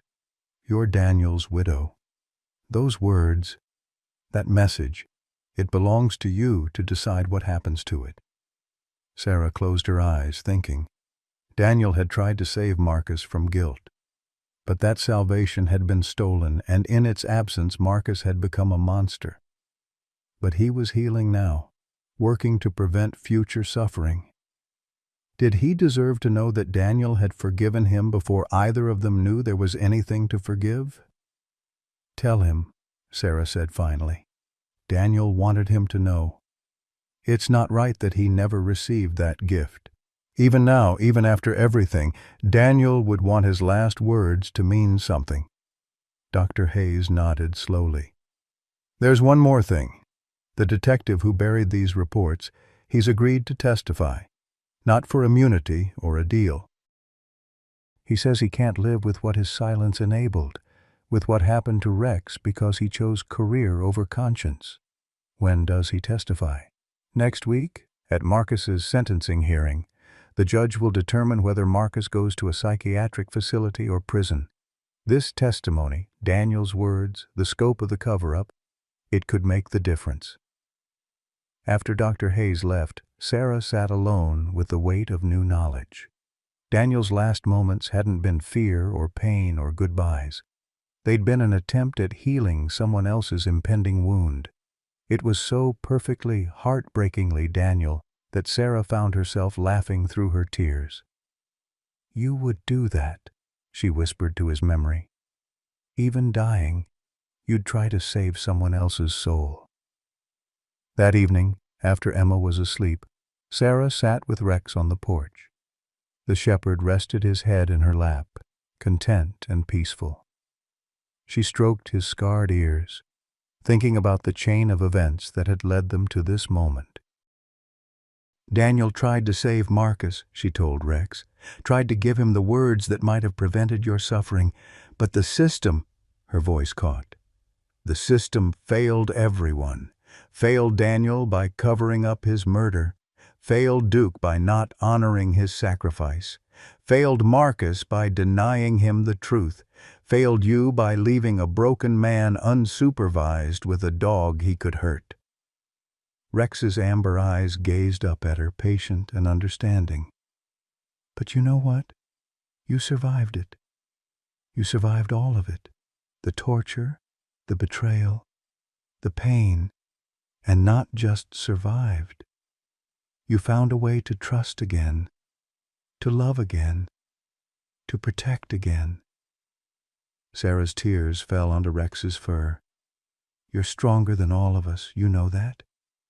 Braver than Daniel, more resilient than Marcus, more forgiving than I ever could be." The next morning, Sarah made a decision.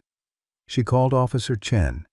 "I want to testify at Marcus's sentencing, and I want to bring Rex." There was a pause. "Sarah, are you sure?" "The defense will argue that Rex's presence is prejudicial, designed to sway the judge's emotions. Let them argue. Rex is the evidence. He's the living proof of what happens when the system fails. The judge needs to see him, needs to understand that this isn't just about punishing Marcus, it's about fixing the system that created him." The hearing was set for the following week. Sarah spent the days preparing, writing, and rewriting her statement, wondering what she could possibly say that would capture the complexity of what had happened. How could she explain that Marcus deserved both punishment and compassion? That the system deserved condemnation while Marcus deserved a chance at redemption? The night before the hearing, Emma found Sarah at the kitchen table, surrounded by crumpled papers. "What are you trying to say, Mom?" Sarah sighed. "I don't know, sweetheart. How do I explain that everyone is both victim and perpetrator? That Marcus hurt Rex, but Marcus was hurt first. That being hurt doesn't excuse hurting others, but it explains it. How do I ask for justice without asking for vengeance?" Emma was quiet for a moment, then said something that struck Sarah to her core. "Maybe you don't explain it. Maybe you just tell Rex's story, what he survived, what he chose, who he became, and let people understand that the system almost killed something beautiful and brave. That's all you need to say." The morning of the hearing dawned cold and clear. Sarah dressed carefully, helping Emma into her best dress, fitting Rex with a service dog vest that Dr. Cooper had provided.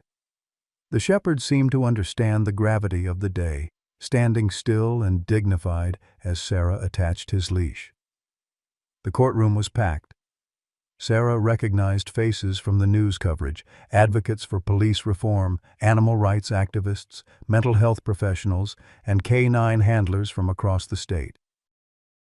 Everyone wanted to see how this case, which had become a lightning rod for so many issues, would be resolved. Marcus sat at the defense table, flanked by his lawyers.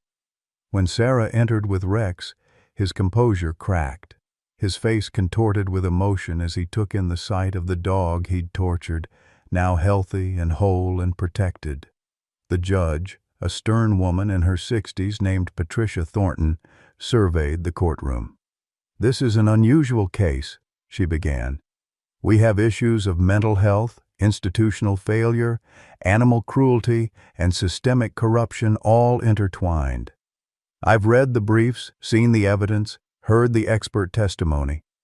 But before I make my decision, I want to hear from those most directly affected. Mrs. Mitchell, I understand you wish to make a statement. Sarah stood, her legs shaking. Rex stood with her, steady and calm. She walked to the witness stand, Rex beside her, and faced the courtroom. Your Honor, 2 years ago, I lost my husband. I was told his death was a tragic accident, wrong place, wrong time, caught in the chaos of a police pursuit. I blamed canine dogs, blamed the officers, blamed everyone except the person actually responsible, the criminal who murdered Daniel. She paused, gathering strength. I spent 2 years afraid of dogs, angry at a system I didn't understand, trapped in grief that had nowhere to go because it was built on lies. She gestured to Rex. Then this dog appeared at my door, broken, abused, dying, and my daughter, my beautiful, compassionate daughter, begged me to save him. I almost refused, almost let my fear win, but I didn't. I chose to help, and that choice, that one choice, unraveled everything. Sarah's voice grew stronger. Rex led us to the truth, to Marcus Brennan and his suffering, to Dr. Hayes and her guilt, to the covered-up evidence and the systemic failures. We learned that Daniel's death was murder, that Duke's death was heroism, that Marcus's breakdown was preventable, and that Rex's torture was the inevitable result of all these failures colliding. She looked directly at Marcus. What you did to Rex was unforgivable. You took a noble, intelligent, loyal dog and tried to break him, tried to force him to choose death to validate your own twisted grief. You caused pain that no creature should endure, and for that you deserve punishment. Marcus's head bowed, tears streaming down his face. But, Sarah continued, her voice softening slightly, you were also failed by a system that covered up the truth about Duke's sacrifice, failed by leadership that denied you mental health support, failed by the detective who buried Daniel's last words, words that might have saved you from this spiral. She pulled out a document, Daniel's original paramedic report. My husband's last words were about Duke, about Marcus. Daniel, dying from a murder made to look like a heart attack, used his final moments to tell the paramedics, tell the handler his dog was a hero, tell him it wasn't his fault. But that message never reached Marcus. It was buried along with all the other inconvenient truths. The courtroom erupted in murmurs. Judge Thornton called for order. If Marcus had known, if the system had done its job, Rex's suffering might never have happened. My husband tried to give Marcus absolution. Instead, the system gave him guilt, alcohol, and PTSD. And Rex paid the price. Sarah's voice broke. Your Honor, I don't know what the right sentence is. Prison seems like more of the same failure, punishing without healing. But letting Marcus go free would dishonor Rex's suffering and endanger other animals. She looked at Rex, drawing strength from his steady presence. What I do know is this: Rex survived, not just physically, but spiritually. He learned to trust again, to love again, to protect again. He chose life when death would have been easier. He chose forgiveness when hatred would have been justified. And in doing so, he taught all of us, me, Emma, Marcus, everyone in this courtroom, what true strength looks like. Sarah's final words rang through the silent courtroom. Punish Marcus for what he did, but also fix the system that created him. Make sure no other handler spirals into darkness. Make sure no other dog suffers like Rex did. Make sure Daniel's last words, his final gift of compassion, finally mean something. That's the justice my husband would want. That's the justice Rex deserves." She returned to her seat, emotionally spent. Emma squeezed her hand. Rex leaned against her leg, solid and reassuring. The prosecutor stood next. "Your Honor, the state recommends a sentence of 5 years in a psychiatric facility, followed by 10 years of supervised probation. Additionally, Mr. Brennan should be permanently banned from owning or handling any animals and required to complete 1,000 hours of community service developing mental health protocols for law enforcement." The defense attorney rose. "Your Honor, my client accepts full responsibility for his actions. He asks not for leniency, but for the opportunity to make amends, to use his experience, however dark, to prevent future suffering. He wishes to address the court, if permitted." Judge Thornton nodded. "Mr. Brennan, you may speak." Marcus stood, his voice rough with emotion. "Your Honor, there's nothing I can say that justifies what I did to Rex. Nothing. I took a dog who'd already witnessed trauma, who'd tried to save Mrs. Mitchell's husband, and I made him pay for my own inability to process grief. I blamed him for surviving when Duke died. Blamed him for being unable to replace something irreplaceable." He looked at Rex, tears streaming freely. "But Rex didn't fail. I did. Duke died a hero, and I dishonored that sacrifice by becoming a monster." He took a shaky breath. "I just learned that Mr. Mitchell's last words were about Duke, about me. He tried to save me from exactly what I became. That knowledge—" His voice broke completely. "That knowledge is both a gift and a curse. A gift because I finally understand Duke's death had meaning. A curse because I realize all of this, all of Rex's suffering, could have been prevented if the truth hadn't been buried." Marcus turned to Sarah. "I can never repay what I took from Rex, from you, from Emma, but I can try to ensure no other dog, no other handler, no other family suffers this way. I accept whatever punishment this court deems appropriate. I only ask for the chance to make my penance meaningful." Judge Thornton was silent for a long moment, studying Marcus, then Rex, then Sarah. Finally she spoke. "Mr. Brennan, what you did to this dog represents one of the most disturbing cases of animal cruelty I've encountered. The systematic nature of the abuse, the calculated psychological torture, it speaks to a profound moral failing." Her voice was steel. "However, this case also reveals profound institutional failures. The cover-up of evidence, the denial of mental health support, the burial of Mr. Mitchell's final message. These failures don't excuse your actions, but they contextualize them." She leaned forward. "I sentence you to 3 years in a psychiatric treatment facility, followed by 12 years of supervised probation. You are permanently banned from owning animals. You will complete 2,000 hours of community service, not 1,000, developing mental health protocols for law enforcement and K-9 units.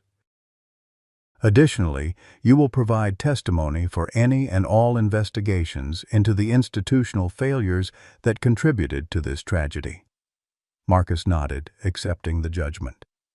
"But understand this, Mr. Brennan," Judge Thornton continued, her voice hard. "This sentence is not mercy, it's strategic. Your experience, your failure, and your recovery can prevent future suffering. That potential to help others is the only reason you're not going to prison for the maximum sentence. Don't waste this chance. Honor Duke's sacrifice and Rex's survival by becoming the man they deserved." She turned to the courtroom at large. "As for the institutional failures, I'm ordering a full investigation into the cover-up of Daniel Mitchell's murder and Duke's death. Every officer, every supervisor, every administrator who chose image over truth will be held accountable. And I'm personally recommending that Duke's Law, requiring mandatory mental health support for canine handlers be adopted at the federal level. The gavel came down with finality. Justice, imperfect but real, had been served. As they left the courthouse, reporters swarmed. Sarah shielded Emma and Rex, but one question cut through the chaos. "Mrs. Mitchell, do you think justice was served today?" Sarah paused, looking down at Rex. The shepherd gazed back at her with those knowing amber eyes, and she saw in them something that made her smile through her tears. "Justice?" she said to the reporters. "I think justice is a process, not a moment. Today was just one step. Real justice will be when no other dog suffers like Rex, when no other handler breaks like Marcus, when no other family is lied to like mine was, when the system chooses truth and healing over image and convenience." She stroked Rex's head. "This dog survived the worst of humanity and still chose love. That's the standard we should all aspire to. That's what real justice looks like." That evening, Sarah, Emma, and Rex sat on their porch watching the sunset. The ordeal was over. The hearing, the testimony, the confrontation with Marcus. The next chapter could finally begin. "Mom?" Emma asked quietly. "Do you think Rex understands what happened today? That people finally saw what he survived? That they're trying to make things better?" Sarah watched Rex, his gaze fixed on the horizon, and wondered the same thing. Did this remarkable dog understand that his suffering had exposed a broken system? That his survival had inspired change? That his choice to trust again had taught a courtroom full of people about courage? "I think he understands what matters most," Sarah said finally. "That he's safe, that he's loved, that he's home. The rest, the justice, the reforms, the systemic changes, that's for us. Rex has already done his part just by surviving.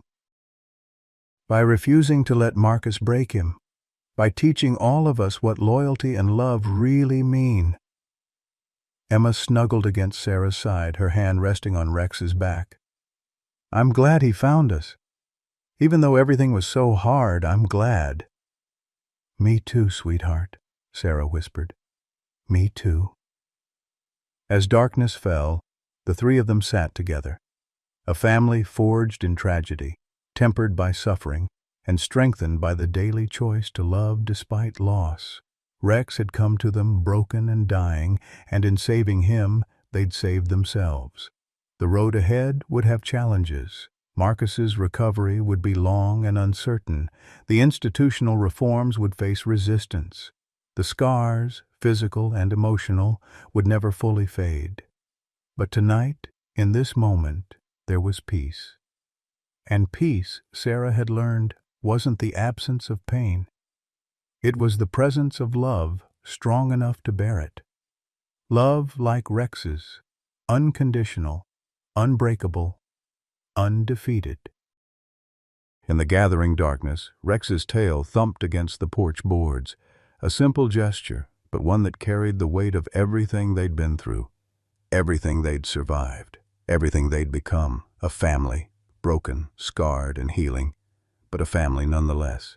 And that, Sarah thought, was justice enough.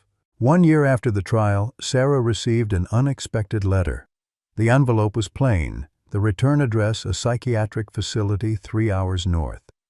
Inside, Marcus's handwriting, steadier now, more controlled than the frantic scrawls in the notebooks Officer Chen had found. "Dear Mrs. Mitchell, I don't expect you to read this. I don't deserve your attention after what I did to Rex, to you, to Emma. But my therapist says part of recovery is making amends where possible and facing rejection where it's deserved. I've been working with Dr. Hayes on Duke's Law. We've testified before 3 state legislatures. 2 have passed mandatory mental health screening for canine handlers. It's not enough. It will never be enough. But it's something. I think about Rex every day. Wonder if he still has nightmares. Wonder if he's learned to trust completely. Or if some part of him will always be waiting for the pain to return. I hope not. God, I hope not. There's something I need to tell you. Something the therapists helped me remember. The day of the incident, the day Duke died and Daniel tried to save me with his words, Rex did something I'd forgotten. After Duke fell, after I was consumed by grief, Rex left my side, abandoned his post. I was furious later, thought it proved his weakness, but the therapist made me review the video. Really look at it. Rex didn't abandon his post out of fear or failure. He ran to Daniel, stood over him, tried to keep him conscious while the paramedics arrived. When Daniel's eyes started to close, Rex barked, kept barking until Daniel opened them again. The paramedics' report confirms it.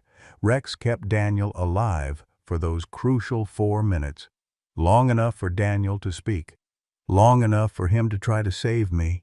I tortured the dog who gave my mentor his final moments of consciousness, who gave Daniel the chance to speak those words I never received. Rex didn't fail that day. He succeeded in ways I was too broken to see.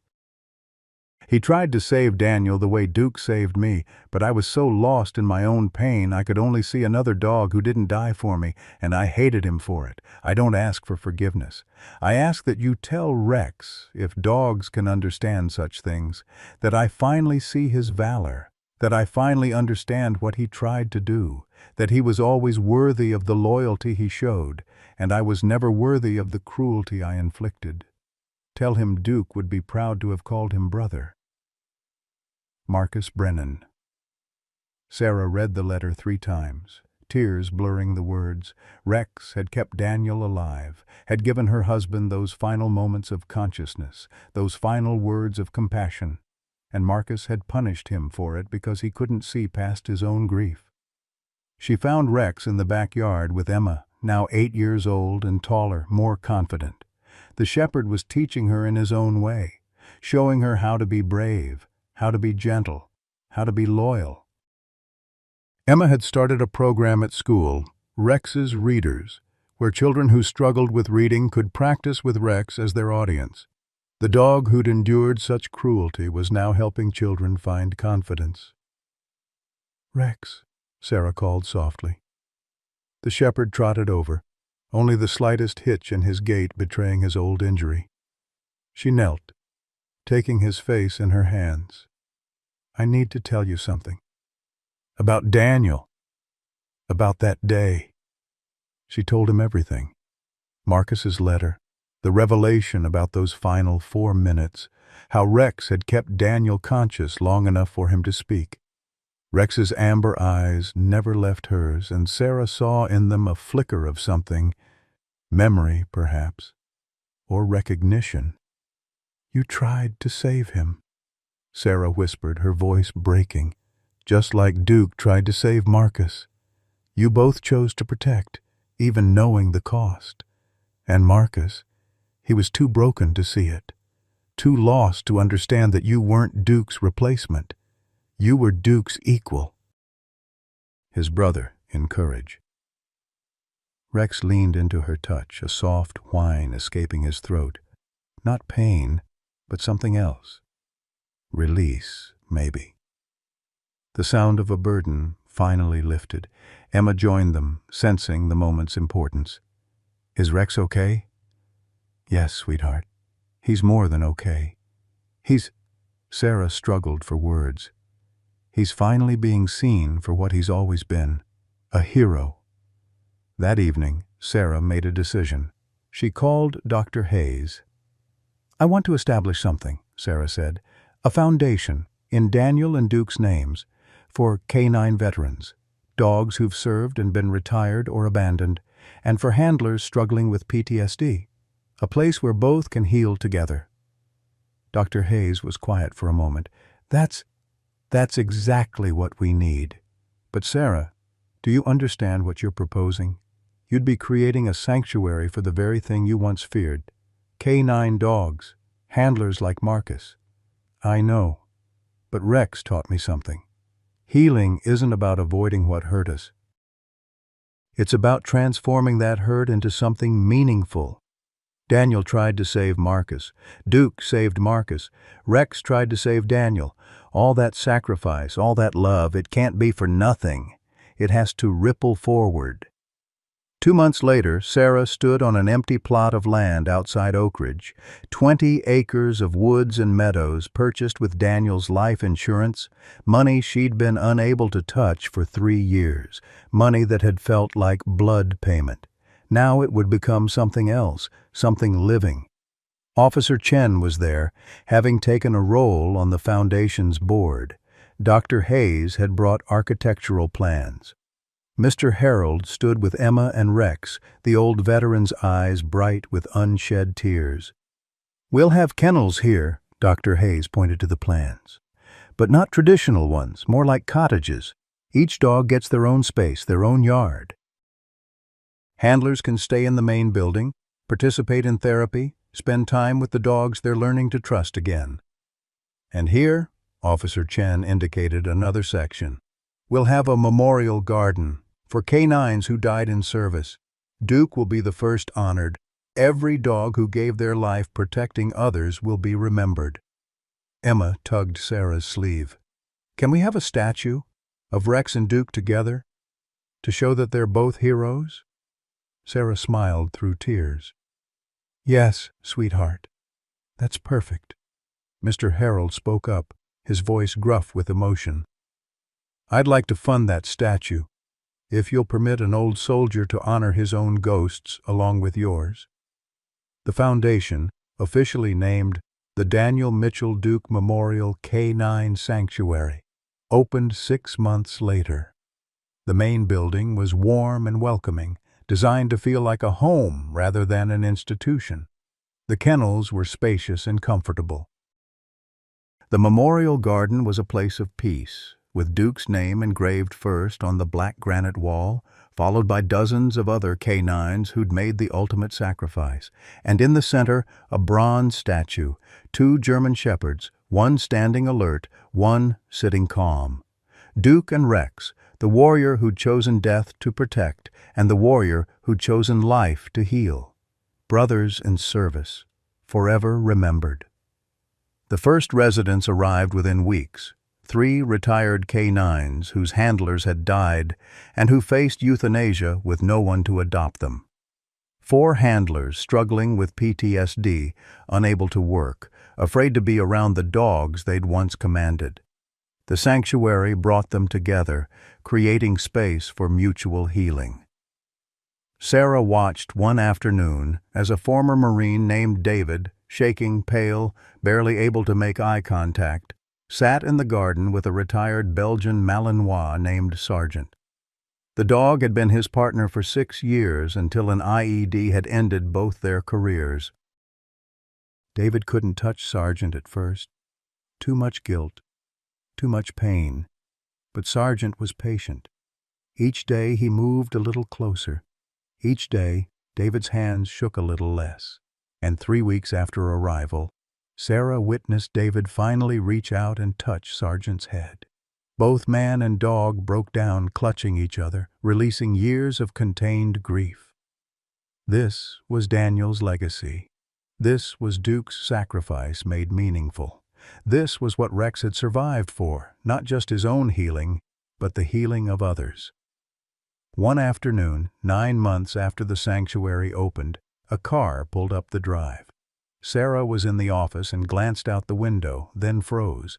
She recognized the man stepping out, older, thinner, but unmistakable, Marcus. He stood by his car for a long moment, staring at the sanctuary building, the memorial garden, the fields where dogs and handlers walked together. His hands trembled. His face was a mask of emotion barely contained. Sarah's first instinct was to hide Emma, to protect Rex, to call security. But then she saw what Marcus held in his hands, a small box wrapped carefully, and she understood. She met him on the porch, keeping herself between him and the door. Rex was inside with Emma, safe. This confrontation was hers alone. "Mrs. Mitchell?" Marcus's voice was hoarse. I don't expect to be welcome here. I have no right, but He held out the box with shaking hands. I needed to bring something, for Duke, for the memorial. Sarah took the box carefully, opened it. Inside was a dog collar, worn leather with a brass plate. K9 Duke, badge 447. Below it, several photographs. Duke and Marcus in happier times, Duke receiving commendations, Duke playing with children at community events. These are the only pictures I have of him before that day, Marcus said, tears streaming down his face. The only memories untainted by guilt. I thought maybe they could be displayed. So people remembered Duke as he was, a hero, a friend, not just my victim. Duke wasn't your victim, Marcus, Sarah said quietly. He was your partner. He chose to save you. That wasn't your failing, it was his gift.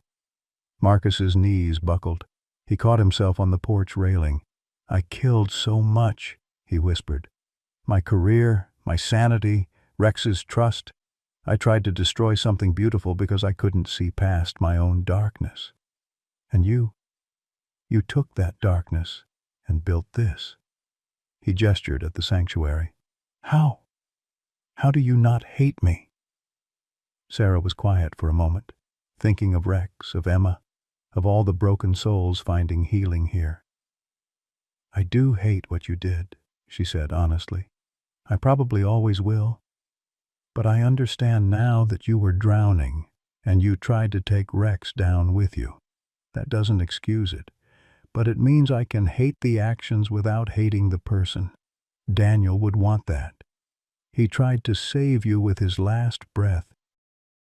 I can honor that by not wishing you more harm. Marcus wiped his face roughly. I don't deserve— No, you don't, Sarah interrupted. But neither did Rex deserve what you did to him. Neither did Daniel deserve to die. Neither did Duke deserve to make that sacrifice. Life isn't about deserving. It's about choosing what we do with the chances we're given. She looked at the photos in the box. Duke, vibrant and alive, his eyes bright with purpose. We'll display these in the memorial garden, and we'll add Duke's story, the truth of it, how he saved you, how Daniel tried to save you too, how that truth was buried and led to tragedy, because people need to know that every piece matters, every truth matters, every life matters. Marcus nodded, unable to speak. Sarah watched him struggle with emotion, with the weight of redemption he didn't feel he deserved, but was being offered anyway. Marcus, she said finally, the sanctuary could use volunteers. People who understand K9 units, who know the language, the training, the bond. I'm not saying you work with the dogs directly, that would be inappropriate, but administrative work, fundraising, outreach to departments about Duke's Law. She paused. If you're serious about making amends, there's work to do. Real work. Difficult work. His head snapped up, hope and disbelief warring on his face. You'd let me help here? After everything? I'd let you earn the privilege of helping here, Sarah corrected. It would be limited, supervised. You'd never be alone with any dog. But yes, if you're committed to honoring Duke and Daniel, to making their sacrifices mean something, there's room for that here. What about Rex? Marcus's voice cracked on the name. What about— Rex is inside. With Emma. Safe. Sarah's voice hardened slightly. You don't get to see him, Marcus. That's not your healing to claim. Rex has moved past what you did to him. You don't get to reopen that wound by reappearing in his life. Your amends will be made to other dogs, other handlers. Rex has given you enough. Marcus nodded, accepting the boundary. I understand, I hope he's happy. I hope he's found peace. He has, Sarah said. Despite you, not because of you. He chose healing when you chose destruction. He chose love when you chose hate. He's teaching children to read, Marcus. Helping veterans rediscover trust. Being the hero he always was. Once someone finally saw it. Her voice softened slightly. Duke would be proud of him. The question is, will you be worthy of working in Duke's name? Or will you waste this chance too? Marcus straightened, something shifting in his bearing. Purpose, maybe. Or the first true glimpse of the man he'd been before grief had broken him. I won't waste it. I swear on Duke's memory I won't. Then come back Tuesday, 9 a.m. We'll start with filing and data entry. Prove yourself with small things before we trust you with larger ones. After Marcus left, Sarah stood alone on the porch, trembling with the weight of what she'd just done. She'd given Marcus a path forward. Not forgiveness.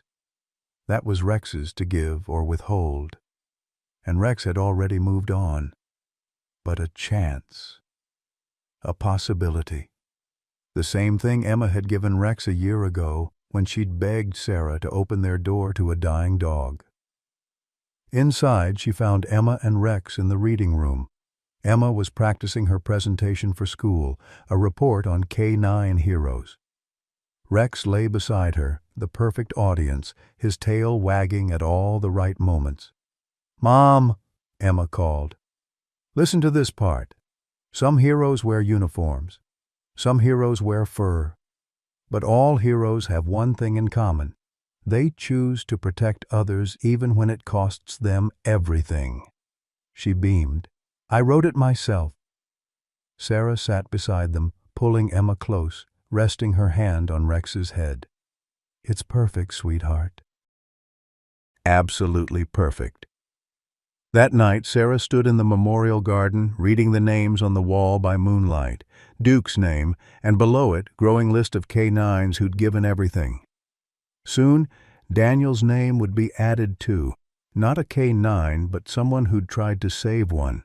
Someone who'd understood that every life, human and canine, deserved protection. She heard footsteps and turned to find Dr. Hayes approaching. "I heard Marcus came by," the psychologist said gently. "Yes. I offered him a chance to volunteer." Dr. Hayes nodded slowly. "That's generous. Perhaps more than he deserves."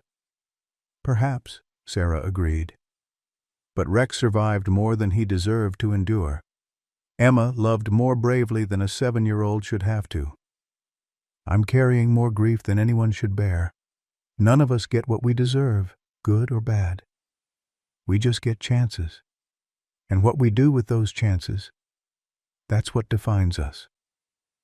She looked back at the memorial wall, at Duke's name gleaming in the moonlight. Duke chose to save Marcus. Daniel chose to absolve him. Rex chose to survive and heal. I'm just trying to honor all those choices by choosing something other than hate. It's not forgiveness. It's not even acceptance. It's just, she struggled for the word. Moving forward, Dr. Hayes supplied. Carrying the pain, but not letting it carry you. Yes, exactly that. They stood in companionable silence, two women who'd both failed to prevent tragedy, who'd both found purpose in its aftermath. The wind rustled through the trees, carrying the distant sound of a dog barking, one of the sanctuary residents, alert and alive and learning to trust again. "You've built something remarkable here, Sarah," Dr. Hayes said. "Daniel would be proud."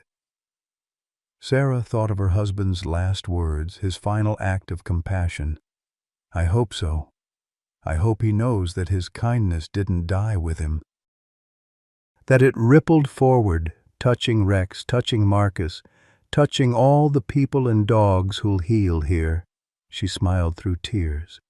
"That's what love does, isn't it? It survives. It transforms. It refuses to be extinguished by tragedy." "Yes," Dr. Hayes agreed. "And sometimes it takes the shape of a scarred German shepherd who teaches us all what courage really means." They walked back to the main building together, leaving the memorial garden to its vigil. Behind them, Duke's name remained, the first, but no longer the only, a growing testament to sacrifice, to service, to love that persisted beyond death. And in the morning, Marcus would return, not for redemption, that was too simple, too clean, but for purpose, for the chance to honor what Duke had given him and what Rex had survived, for the opportunity to ensure that no other dog, no other handler, no other family would suffer the cascade of failures that had nearly destroyed them all. The sanctuary lights glowed warm against the darkness. Inside, healing was happening. Slow, painful, imperfect healing, but healing nonetheless. And somewhere in that building a scarred shepherd slept peacefully beside a little girl who'd saved him by refusing to look away. Together, they dreamed of tomorrow, of tennis balls thrown and caught, of books read aloud, of love given freely despite every reason to withhold it. This was Daniel's legacy. This was Duke's sacrifice made manifest. This was what survival looked like when it transformed into purpose. This was hope, stubborn and unbreakable, blooming in the soil of tragedy. And it was beautiful, for those who remember when loyalty meant everything, when a handshake sealed a promise, when family wasn't just blood, but whoever showed up when times got hard. This story is for you. Rex's journey reminds us of a truth we've always known but sometimes forget. The strongest hearts are the broken ones that keep beating. Like many of us who've buried spouses, watched children struggle, or felt the weight of years lived through joy and loss, Rex teaches us that survival isn't enough. True courage is choosing love again after betrayal, trust again after pain, hope again after loss. This shepherd, tortured for choosing life over death, mirrors our own battles with grief, our own daily choice to get up and try again. He shows us what we've always believed but needed reminding, that loyalty without conditions, love without limits, and faith without guarantees, these aren't weaknesses of youth. They're the wisdom of souls who've seen darkness and still choose light.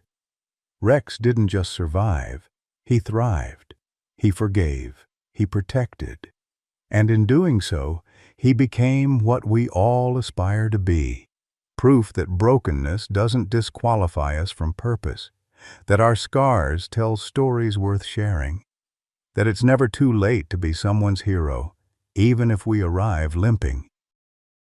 Have you ever had a pet who taught you about unconditional love when you needed it most? What would you have done if Rex appeared at your door? Would fear or compassion have won? Share your story in the comments below.